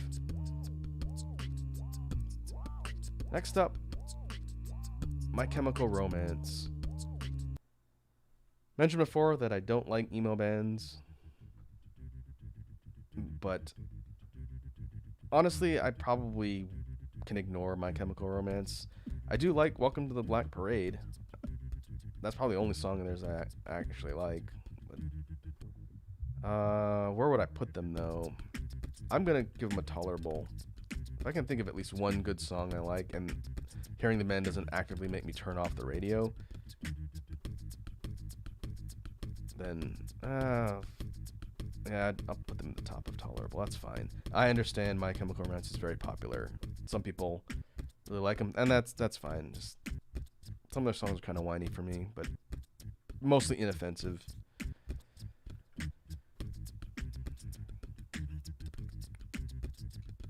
All right, next up, Nirvana. Nirvana, one of the pioneers of the alternative and grunge movement of the 90s.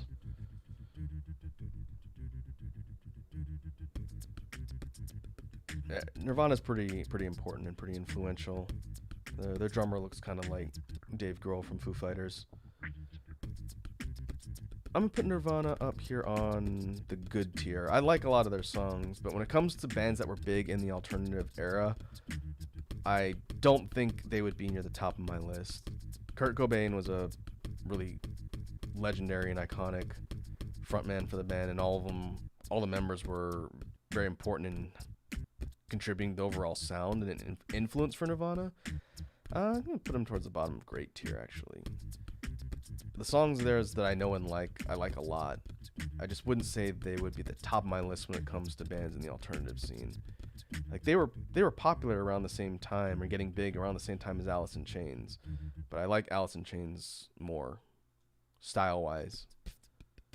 Yeah, it's a good band. I know some people tend to be a little split on them, but they were really important for defining the rock sound, especially in the 90s. And you gotta respect that. And everybody likes Smells Like Teen Spirit, right? That's a good song. Next up, Oasis. Oasis were also really big in the 90s, but kind of from a different angle in the rock scene compared to some of the other alternative bands that were out there. Oasis are fine. There's some of their songs I actually really like a lot. Don't Look Back in Anger might be my favorite song of theirs. And then everyone knows Wonderwall, obviously. Champagne Supernova. The band kind of imploded thanks to the members themselves always fighting. I'd put Oasis. I'll put them over here. I honestly couldn't tell you anything the band's done recently because I don't think they're still making music now. But they were big for a long time. Everyone thought they were going to be the next big thing. They were trying to be the next Beatles, but they kind of burnt themselves out before they could do that.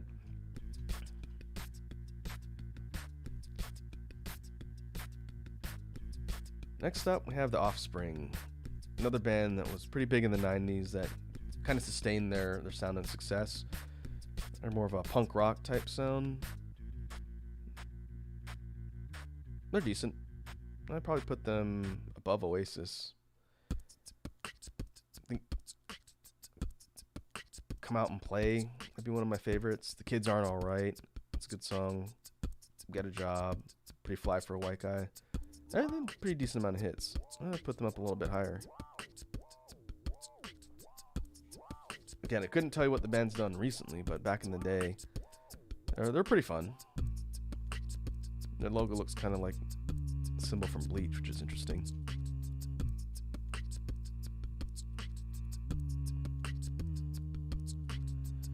Next up, we got One Republic. They were kind of popular in the 2000s. I don't know if they're still popular now, but they're alright. Let's say I'll put them above Incubus, I guess. Wouldn't go out of my way to check out their music, but they were alright. They did Counting Stars, right? What year was that?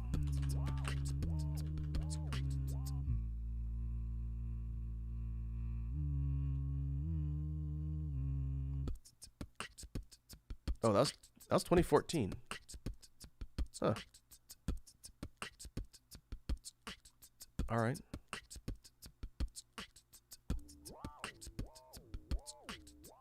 That's fine. Next up, Panic at the Disco.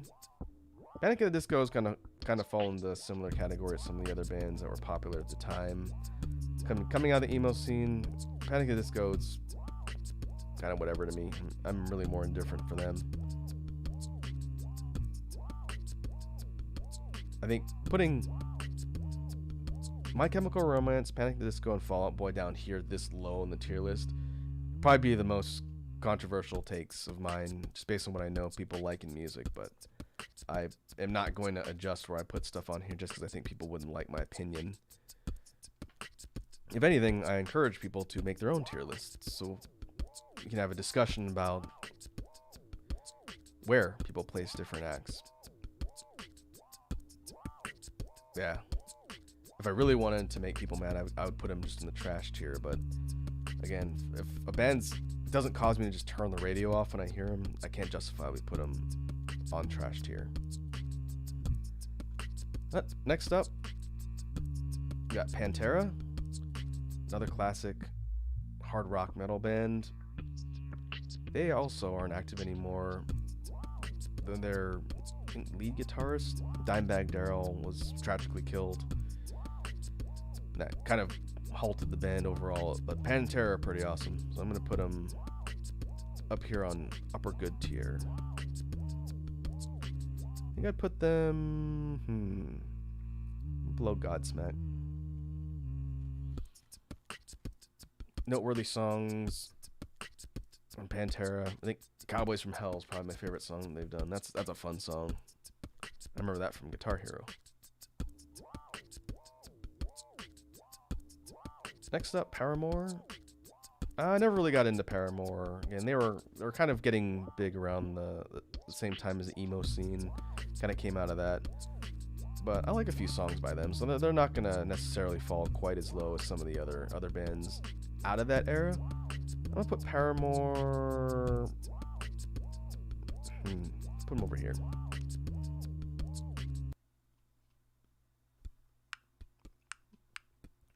Don't have any strong opinions on the band recently, but they're all right.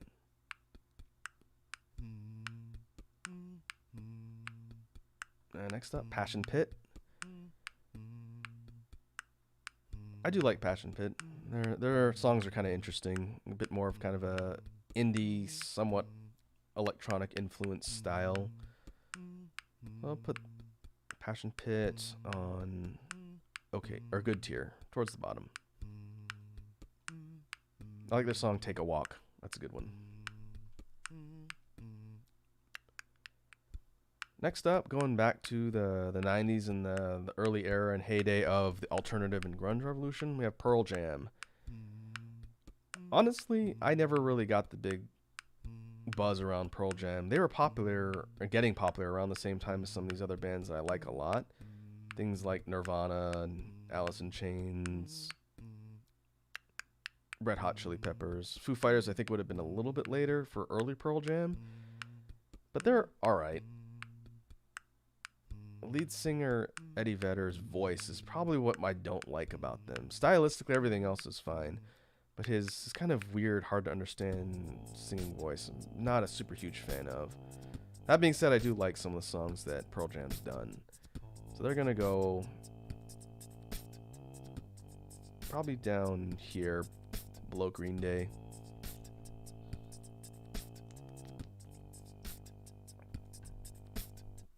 I think some people would probably put them much higher because I know they're very popular, but they're not bad. I'd say they're definitely on the middle to upper end of the good tier.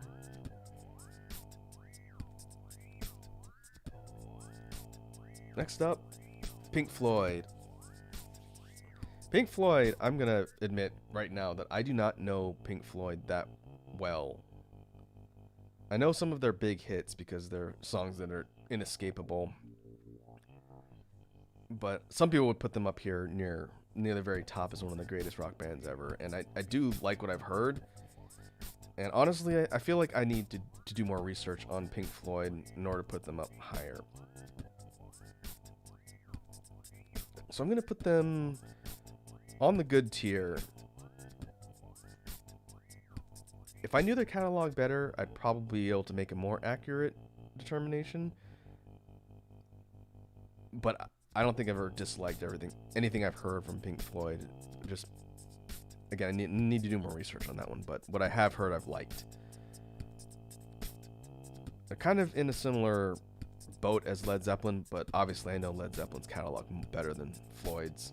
So this is one I need to do some more research on. Their music is interesting. I'll definitely say that.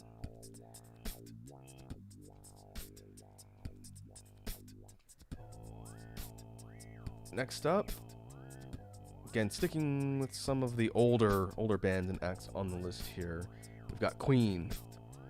Queen is definitely an iconic band that's undeniably significant.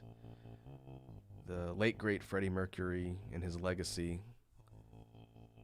I really like Queen. They're a very interesting and entertaining band to listen to. I'm gonna put Queen.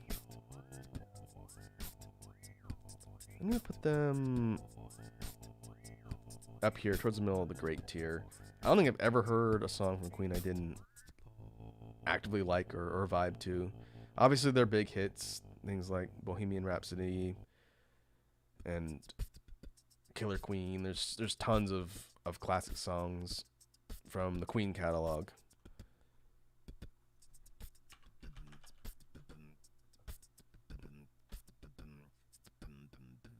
Just looking at their list of songs on Spotify, I was curious to see what's in like their top recommended for their popular songs. Not surprisingly, Bohemian Rhapsody's the number one.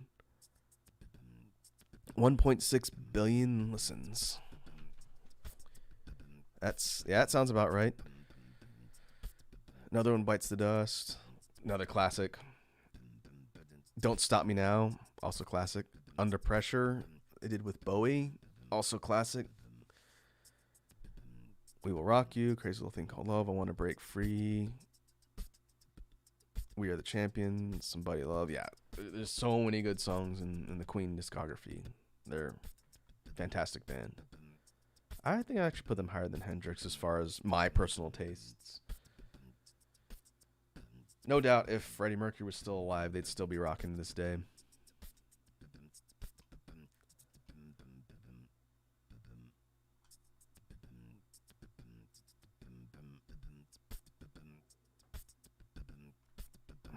Thought we lost the BGM, and it's just Under the Ground. Yeah, quieter track. All right, let's keep powering through. I think we get through this entire tier list for the session today.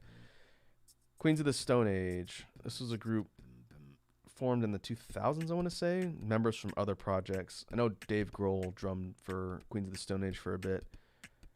They're pretty cool. I like this band. They've done quite a few songs I like. Go With the Flow might be my favorite one they've done. So put them over here. They have kind of a unique sound and a good energy. I like Queens of the Stone Age. Next up, Radiohead. This is another one that I know is probably going to get me in trouble. Radiohead have been around a while, and they're very popular and pretty influential band. I never really got into them. I've heard some of their songs. Some of their more noteworthy ones that they're famous for.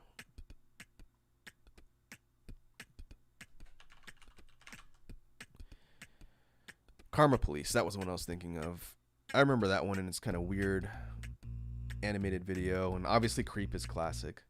So Radiohead, I would put them on good tier. I can't put them on okay. I'll put them over here. And their music is definitely unusual. It's a little bit, takes a little bit to get into, but some of their songs that are well known, I think are worthy of popularity. A good band, just not super high on my list. Rage Against the Machine. I like Rage Against the Machine. I am not a political person by nature, So a lot of their politics-oriented stuff doesn't really resonate with me too much. But from an overall energy and vibe perspective, there's a lot of songs in their catalog I like a lot. Bulls on Parade is a banger. Oh, where would I put Rage Against the Machine? Put them in the middle of good tier. The reason why they're not higher, despite me kind of liking their style and Zach De La Rocha's kind of hip-hop inspired delivery on a lot of stuff, the whole like political message tends to get kind of much after you listen to a lot of their stuff at once. So I tend to listen to Rage Against the Machine here or there, but after a while it's like, yeah, okay, there's tends to wear out a little bit as far as the rah fight the power. But they're a good band, and they're interesting. I thought I heard they got back together recently.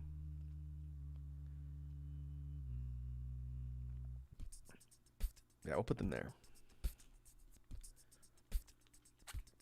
Next up, Rammstein. One of the first. No, we got a couple European bands on the list here. Rammstein are cool. Very high energy, heavy, aggressive music. I don't speak German, so I don't understand their lyrics, but I do like a lot of songs they've done. I think Engel or Angel might be one of my favorites. Firefly is pretty good. Du Hast. They have a lot of songs I like. I just don't understand their lyrics. I have to look them up. So Rammstein, I'm going to put them over here. Their shows look like they're pretty nuts too. A lot of fire. A lot of fire and explosions.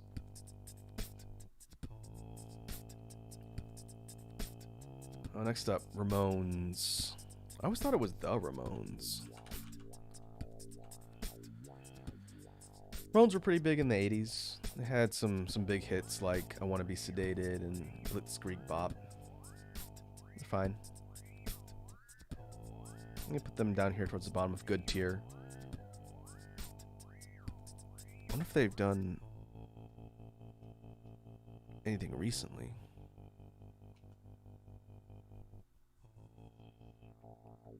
Well, it was a live album collection released in 2019.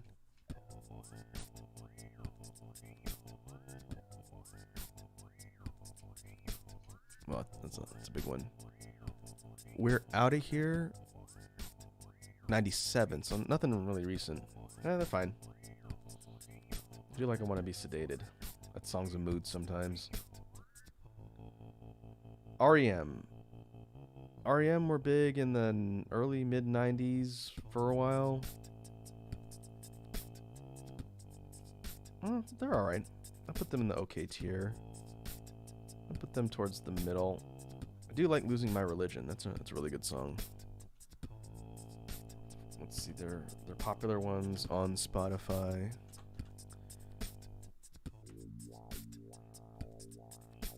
Everybody Hurts, Shiny Happy People. Oh, It's the End of the World as We Know It. Oh yeah, that's a good song. All right. Where did I put them?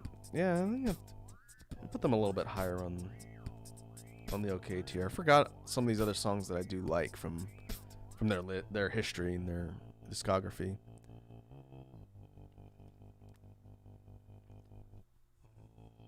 Next up, Rolling Stones. I've never really been a big fan of the Rolling Stones. I like some of their stuff, but I never really got into them too much. But they're good. I wouldn't say they're a bad band by any means. I think Gimme Shelter might be one of my favorite songs of theirs. But I'm going to put Rolling Stones... Oh boy, this is going to be a tough one. I'll put it over here.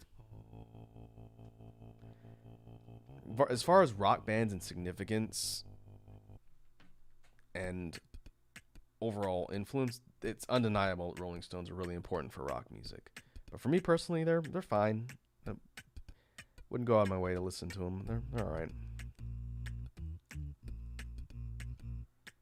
Next up, Scorpions, another band out of Germany. Pretty well known for their big hit in the 80s, Rock You Like a Hurricane. But they're pretty good. I can definitely think of some songs out of their catalog I really like.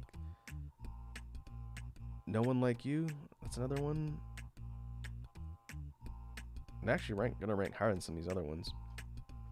I'm putting Scorpions in the middle of good tier. I heard they put on a really good show too. They've toured in my area before, but I've never seen them. Definitely noteworthy. They have that hard rock, heavy metal sound for sure. Next up, Shinedown. I have not thought about Shinedown in years. They are kind of a hard rock band. Some of their songs I remember were more popular in the late 2000s. I thought were alright. I'm going to put them on tolerable. I can't for the life of me think of any reason to go and actively listen to this band. They're, again, tolerable. They're fine. Like, nothing I've ever heard from the band has ever offended me or made me want to turn the radio off, but it's fine. Next up, Sir Sly. I'm pretty sure that's how you say their name. I thought it was Seriously, but I'm pretty sure it's Sir Sly. These guys are kind of an indie rock alternative band. I do like a lot of stuff they've done, so I'm going to put them up on good tier. I think Ghost. That's my favorite song they've done. I put it over here. I think I'm a couple albums out of date for this band. I need to go check out and see what they've done. Next up, Slayer. Slayer's another band I never really got into because I'm not a big death and thrash metal guy. That being said, the stuff I have heard from Slayer I do like. I do like Raining Blood and some of their other more noteworthy songs. I'm going to put them up on the good tier. I'll put them a little further down.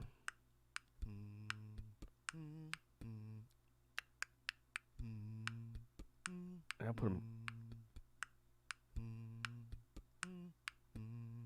them down here. This one's a hard one to place. I know for a lot of the real hardcore metal folks, they would put Slayer on the god tier. They're not bad.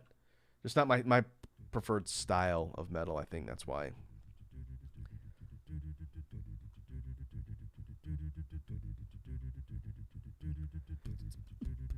Alright, next up, Slipknot. I had a feeling Slipknot would be on here.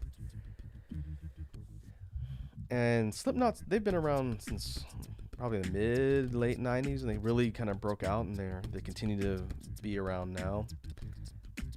I have never been a huge fan of Slipknot's music style or their subject matter. They tend to be a bit dark and heavy, but I do like a decent chunk of their songs as well, so it's not like they're going to be low on the list. I do think Corey Taylor's got a really good voice. Slipknot, I thought about putting them in okay, but I'm going to put them in good tier. I was looking at their catalog recently, and there are some songs I really like. But they're not one of my first choice as far as bands go to go actively seek out and listen to. Yeah, I'll put them on good tier. Again, fine band. Heavy metal, real aggressive sound. Pretty interesting and creative approach, especially with their aesthetic and the masks. So there's a lot about Slipknot I respect, but stylistically they wouldn't be my first choice.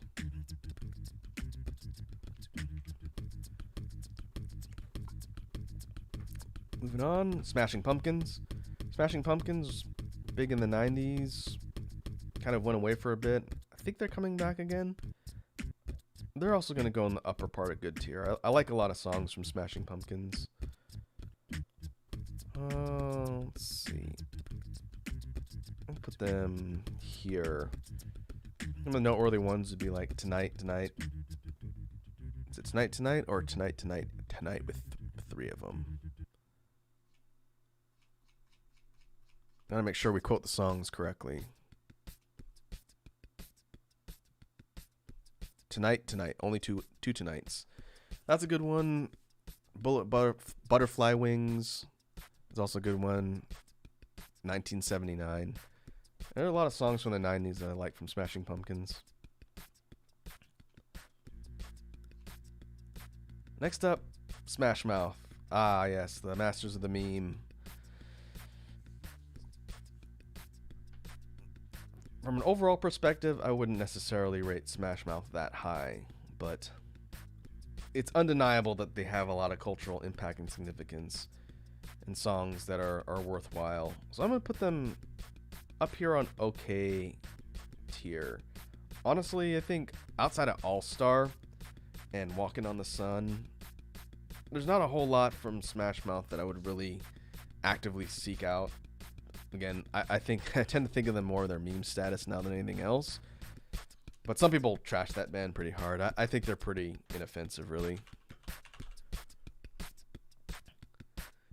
I think you have to actively try to find reasons to be angry at Smash Mouth.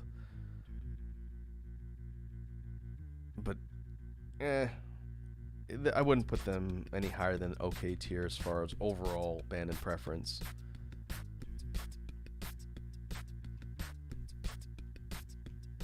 Next up, here's the one I was talking about earlier. Soundgarden. The late Chris Cornell.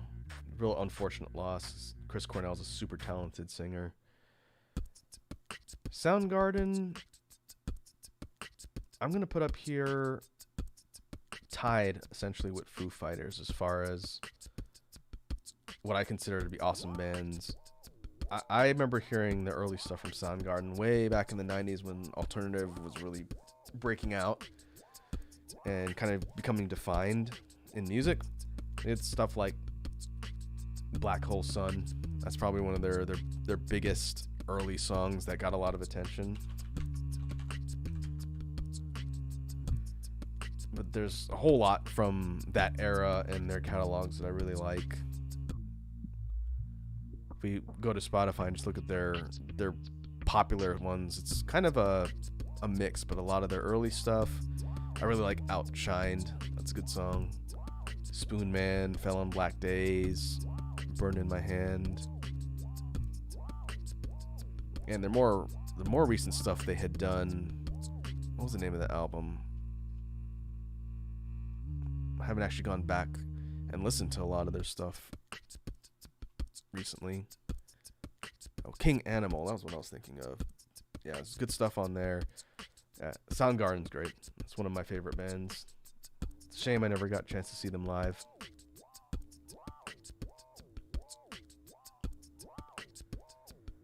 Next up, again, thanks to Edward's keen eye, we were able to zero in on Simon and Garfunkel.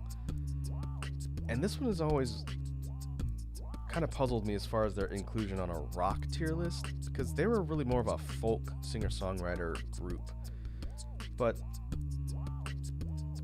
for Simon and Garfunkel, let's see. Let me pull up their list of stuff too. Obviously, Sound of Silence is probably one of their most famous songs just in general. Like Mrs. Robinson, Bridge Over Troubled Water. And they do have a pretty storied catalog of stuff. I do know those songs. So I'm going to put them up here on good tier. Put them above Rolling Stones. That's probably controversial right there as far as putting them higher than Stones, but when it comes to songs that I know and would actively seek out, yeah, they're fine. I can only tolerate so much kind of folkish songs, but they're not bad. Next up, Steel Panther. I think it's really interesting that Steel Panther's on the list here because they are kind of more of a recent band, probably in the last.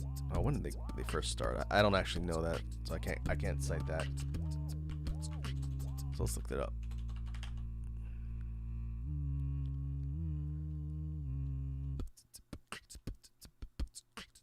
Albums. First album from Steel Panther. Oh, 2009. All right. I was going to say 2000s-ish. But they're a comedy heavy metal band. And their aesthetic and style is definitely like 80s hair metal. Definitely from their aesthetic as well. But their songs are a lot more funny. And Steel Panther are hilarious. They're great. I wouldn't mind seeing them live sometime. So I'm gonna put them up here on upper good tier. I'll put them here. It's interesting because one band that I'm surprised isn't on here, but they're probably not, I guess, big enough to really have a spot on this list would be Ninja Sex Party. And I know they're friends with Steel Panther. In fact, I've seen a lot of their stuff kind of featured cross groups. Yeah, Ninja Sex Party's maybe a little more off the radar. I do like them a lot. I've mentioned them before. If you're talking about internet groups that got really big on the internet, they would probably be on a tier list there. But yeah, that's fine. If you've never heard of Steel Panther, I highly recommend you check out some of their songs and videos. They're pretty funny. They're a very self-aware band. Next up, Alice Cooper. I never really listened to Alice Cooper back in the day. One of the original shock rockers. His music is alright. School's Out is probably the one I know from his catalog that's the most famous.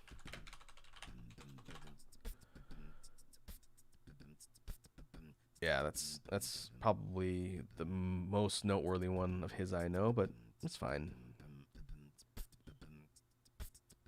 Definitely know about Alice Cooper from the supposed controversy back in the day, as opposed to the music, but he's remained out there and still doing stuff to this day.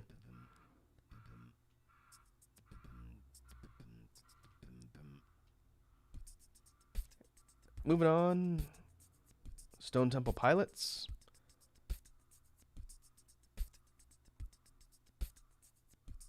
Stone Temple Pilots also would have been sort of gaining popularity around the same era as some of the other alternative bands.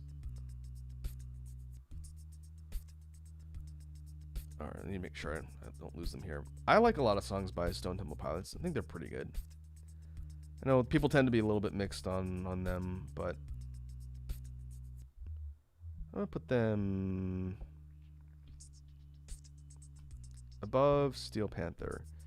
Some noteworthy songs I do like from Stone Temple Pilots would be like Interstate Love Song, Vaseline, Tripping on a Hole in a Paper Heart. I was trying to remember what year lead singer died. That was a handful of years ago too.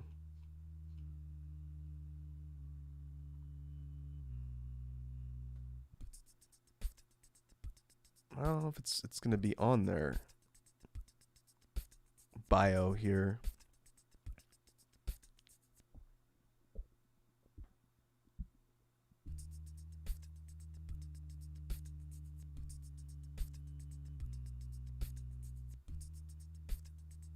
Oh, let's see. Let me consult the wiki.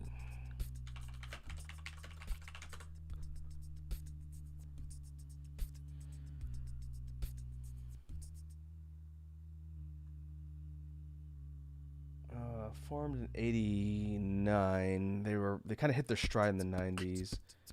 Lead singer Scott Weiland, he died in 2015, drug overdose. That band had a lot of problems, particularly stemming from Weiland, who had problems with addiction, and he was kicked out of the band a couple times. But there's a decent chunk of their earlier catalog I like, so I put Stone Temple Pilots over here. Next up, The Strokes.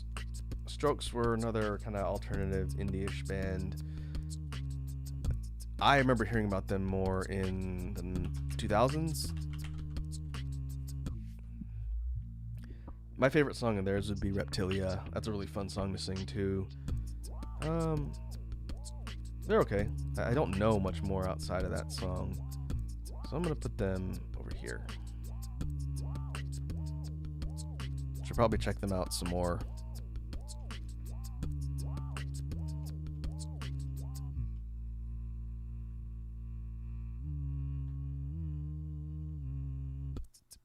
I'm just looking at their bio over on the Spotify.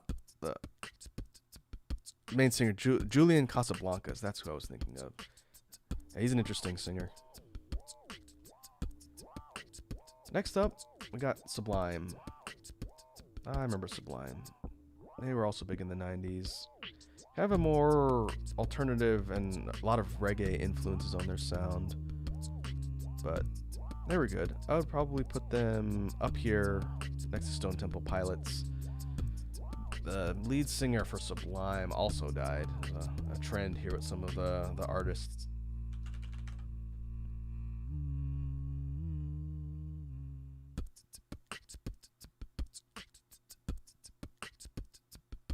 Or was it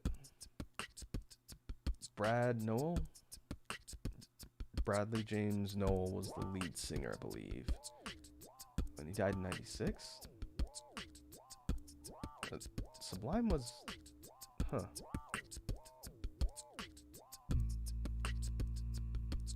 Yeah, I guess they weren't active for that long. 88 to 96. Yeah, their songs are fun.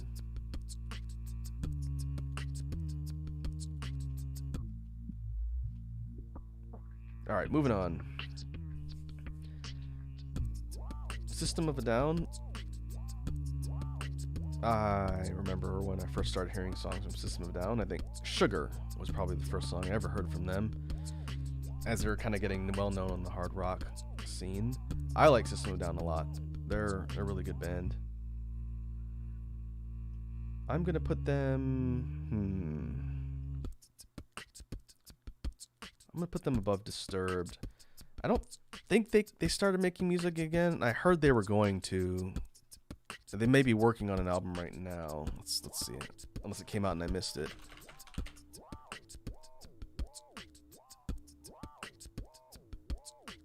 Yeah, I think they're working on something. It hasn't come out yet. Their last album, Hypnotized, that was in 2005. That was a while ago. But System of a Down are interesting. I do like Serj Tankian's voice, and their overall style for like a hard rock / metal band is very dynamic, very creative.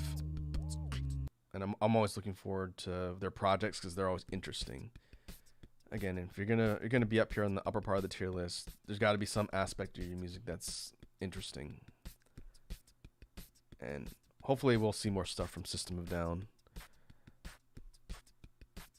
Given their tendency for a lot of commentary, and some of it's political in some cases, but a lot of their society-based commentary that they work into their music, I thought for sure we would have seen a System of a Down album during the last administration's term, just because it was a time of a lot of intense discourse and chaos.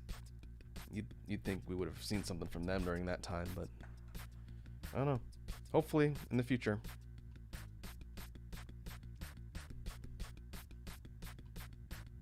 Next up, sort of rounding the corner, getting close to the end here, we've got Tenacious D. Tenacious D are interesting as far as fitting them into the list on rock bands. It's kind of weird to think of them as a rock band, but obviously it fits, and I love Tenacious D. They're awesome. They're such an entertaining group. So they're going up here on great as well. For what you consider like a quote-unquote comedy act, there's a lot of skill and competency in there too, which is part of the reason why I place them that high up on the list. It's not just a matter of fact that they're funny, but the fact that they've also demonstrated that the musical skill and competency is there as well is pretty important and noteworthy. And as far as personalities and overall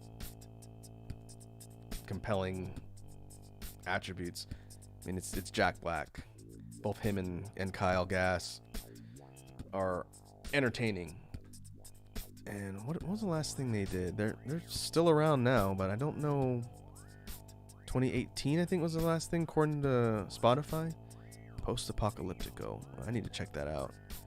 But Tenacious D are such an entertaining band, or duo. Great.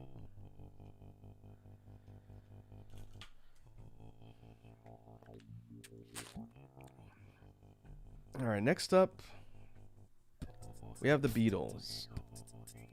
And I guess this is alphabetical because now we're in the letter T. The Beatles are tough for me to place.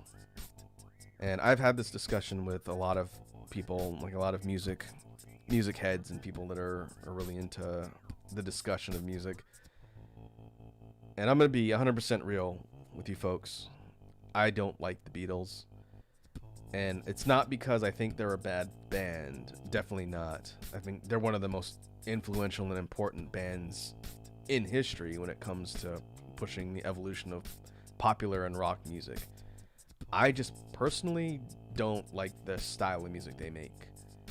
And it's not a knock against the members and any of their skill levels or competencies. It's just really a personal style preference.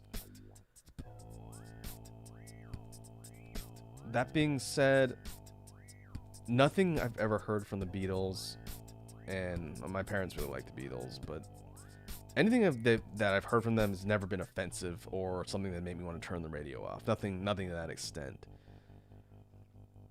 So for me, it's tough to rank the Beatles because, again, I think they're very important.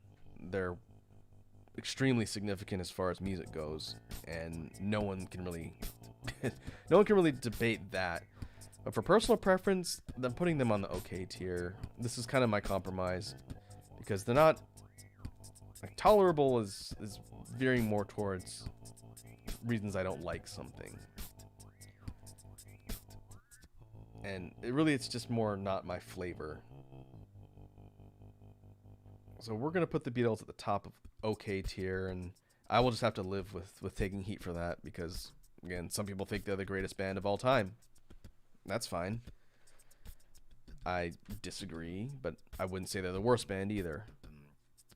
Granted, some people probably think Smash Mouth's the greatest band of all time. So it comes down to opinions, but from a style and music perspective, the Beatles just aren't really my thing. They're important. They're very important. Next up, Third Eye Blind. Third Eye Blind, I really don't know too much about aside from Semi-Charmed Life. They had some other hits around the 90s, 2000s-ish era. I'm going to put them on the okay tier. The stuff I heard from them was alright.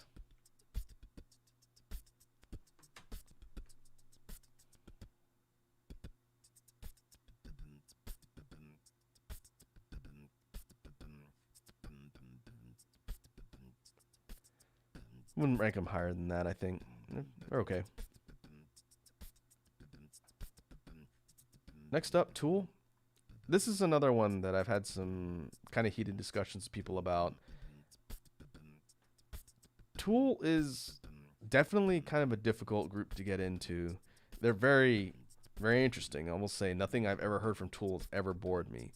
But it tends to be a bit abstract for me when it comes to like the experimental metal side. So Tool's gonna go in the okay tier. I do like some of the songs they've done. I think Sober is probably my favorite song from Tool.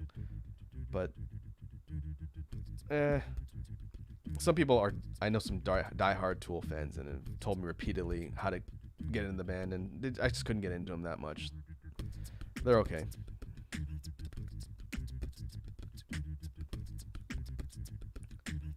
Next up, Train. I have never been impressed by a single thing this band has ever done. And I probably would have ignored them completely as far as bands go and me having an opinion had I not heard some people tell me to listen to the lyrics of some of their songs. Because if I don't pay too close attention to a song and something about it doesn't actively turn me off and make me want to just change the channel or whatnot, it'll usually fall in the tolerable tier in that there's not something I actively dislike or that bothers me about a song.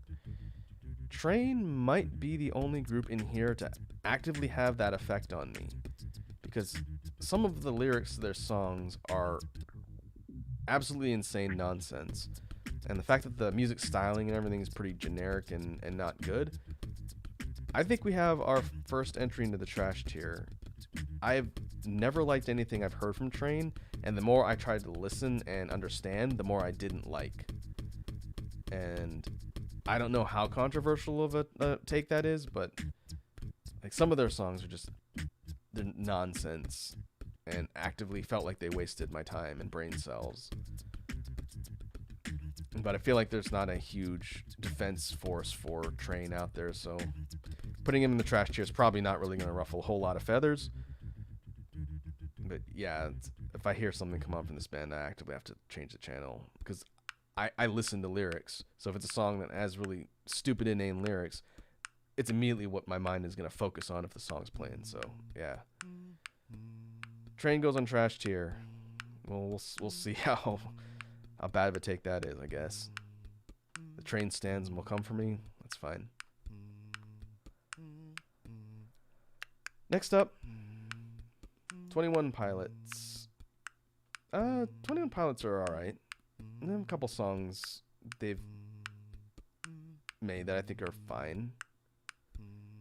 I put them up on okay tier.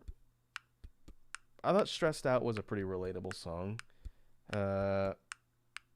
Heathens is fine. Ride is fine. They're alright. They kind of got an interesting style, I'll say that. Semi-hip-hop, alternative rock, I guess. Definitely wouldn't have a problem with listening to them. I'll have to check them out some more.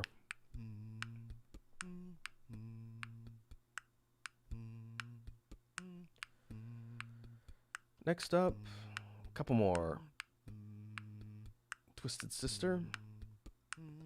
It's another band out of the 80s, kind of the hair metal era. Twisted Sister, they're alright too. I don't really know their catalog super well. Let's see, what's their popular list say on Spotify? Oh, We're Not Gonna Take It. That's right. I Wanna Rock, Kids Are Back. Yeah, they're fine. Not really my first choice of big artists from the 80s I'd seek out, but those songs I mentioned, I do know, and they're fine. I'll put Twisted Sister on the okay tier. Next up, U2. I know U2. They're also decent. One of my coworkers is a diehard U2 fan. He's seen them a million times. I don't have strong opinions on them, but I do like some songs in their catalog a decent amount. So I'm going to put U2. I'll probably put them down here towards the bottom of good. I think my favorite song by U2 is Beautiful Day. That's a good one. And they've been around a while. With or Without You, that's a good one. Still haven't found what I'm looking for. It's a good one. Sunday, Bloody Sunday. Yeah, they're fine. Kind of fit in the same category here as Oasis to me. My coworker was never going to see this, but I know he would put U2 up on the God tier, and that's fine. Next up, Van Halen. I never really got into Van Halen. From the heavy metal side, they were getting kind of big in like the 80s and whatnot. I do think they were important for defining a lot of the metal sound and how things would evolve. But Van Halen, I'm going to put on good tier as well.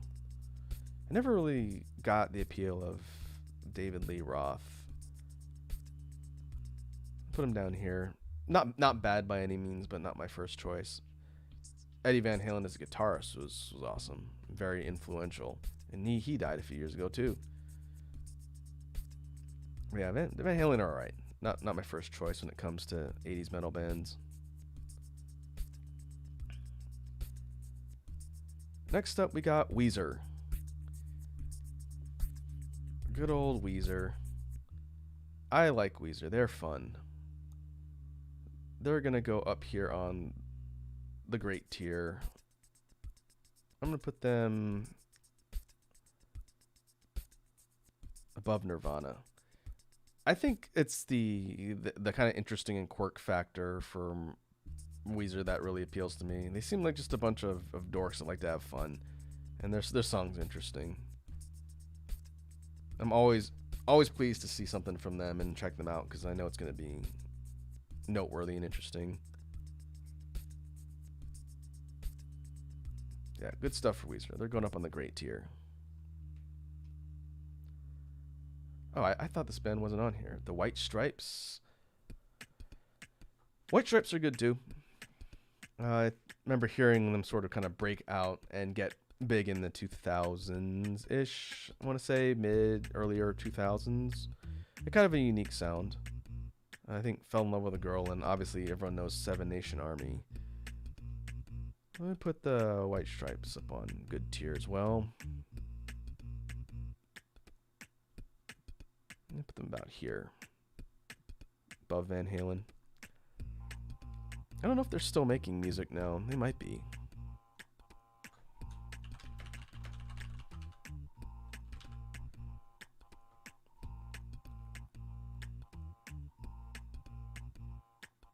White Blood Cells. Oh, that came out this year, huh? Oh, is this a like a best of? This might be like a best of, because I see some of their older stuff on here too. Huh. Well, this tier list is teaching me anything. It's teaching me that I need to go back and check out some of the stuff more recently released by some of these bands on here. There's a lot. Next up, The Who. The Who kind of are going to fit into a similar category to me as the Rolling Stones. Again, super influential, very important band from way back in the day.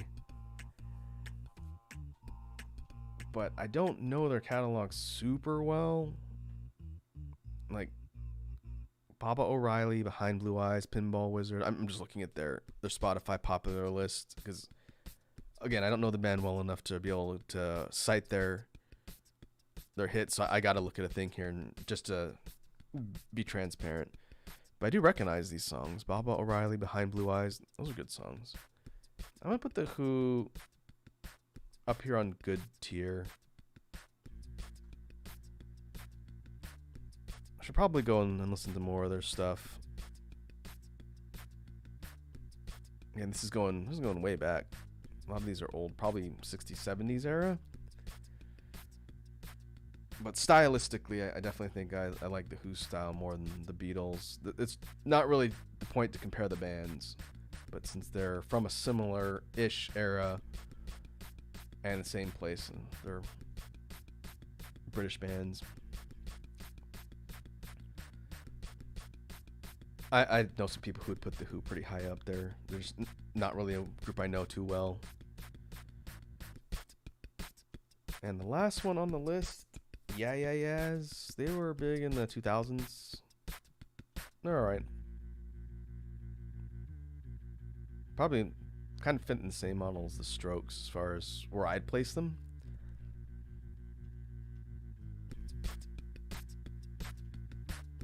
But yeah, I think that's fine. Alright, well, let's take a look at the list here and then we'll wrap up. I knew this one was going to take a long time to get through, and that's fine. I need to organize some more tier lists in the future for music related content, since I could talk about that stuff all day long. But rock bands as a ranking thing is pretty interesting from the discussion perspective. Again, some noteworthy ones I'm surprised weren't on here, and let me see if I can pull up that tier list again. I'll do it on another window. Oh, what was this? Was rock bands. Okay, let me see if I can find it. I'm just surprised that Metallica's not on here. Maybe I missed them.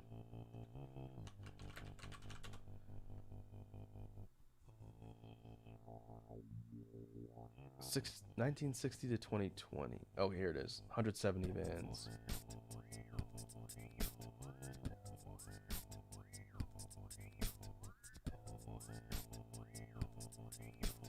looking at the ones I pulled out of the list and deleted. Huh.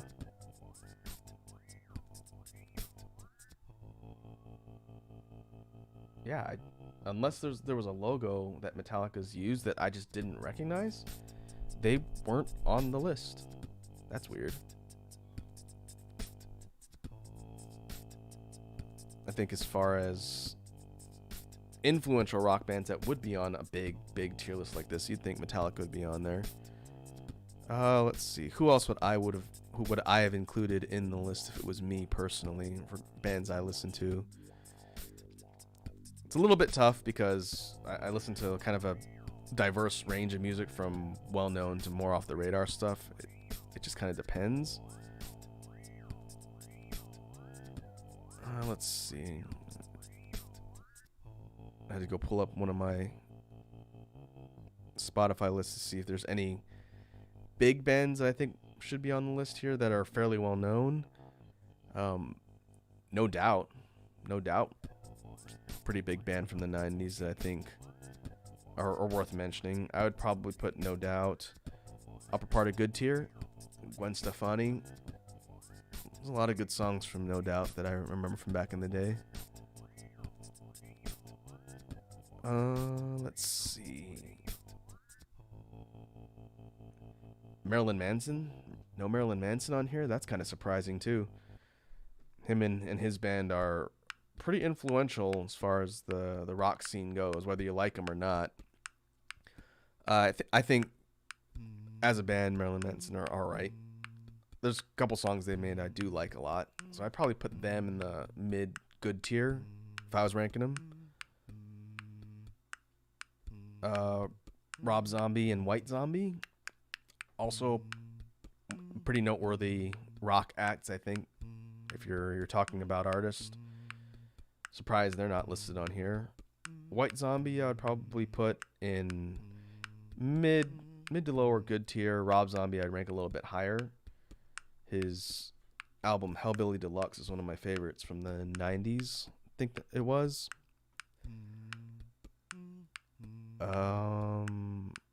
Power Man 5000 I did like in the earlier stuff. I'd probably put them in like okay tier. I don't know how well known that band was. That was Rob Zombie's younger brother who was fronting that one, I believe. Going through the list of kind of hard rock / metal bands. Static X I also like. Would have put them in the good tier somewhere.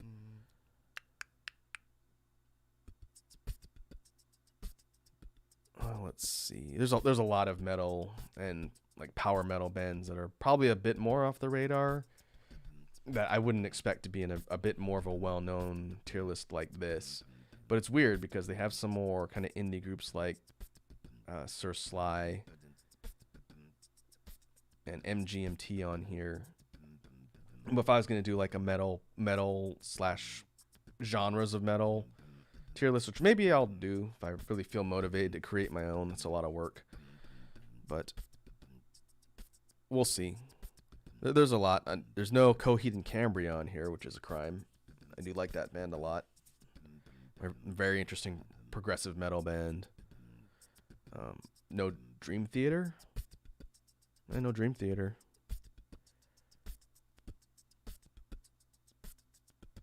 Yeah, there's a lot. Again, you can't have everything on a tier list, so I'll have to think about that. I do want to do more stuff with talking about music. So maybe I could find like an 80s pop song tier list or 80s acts. The 80s, 90s, and 2000s wouldn't be bad. The problem is there's just so much. There's so much stuff to cover. So I'll have to dig around on the tier list site. There's so much on there that people have made. I'll find something. We'll definitely do tier lists again on another stream. I haven't decided what I'm doing next week. So there may be a chill stream, maybe not. We'll see. Maybe I could find some smaller ones so we can do more of a variety. I'll just have to take a look at what's on the site or make my own. Well, I think that will do it for today. I've talked about music for 2.5 hours, almost 3 hours, and my voice is getting tired. Oh, we will call that a stream, as usual. Thanks to all the folks that stopped by and hung out. I know music can be kind of a topic for debate, which I always encourage. So when we get back together again, if people come in here with some strong opinions, and that's fine, we can talk about them. But that'll do it for now. Thanks again, and I'll catch you guys in the next stream. Have a good evening.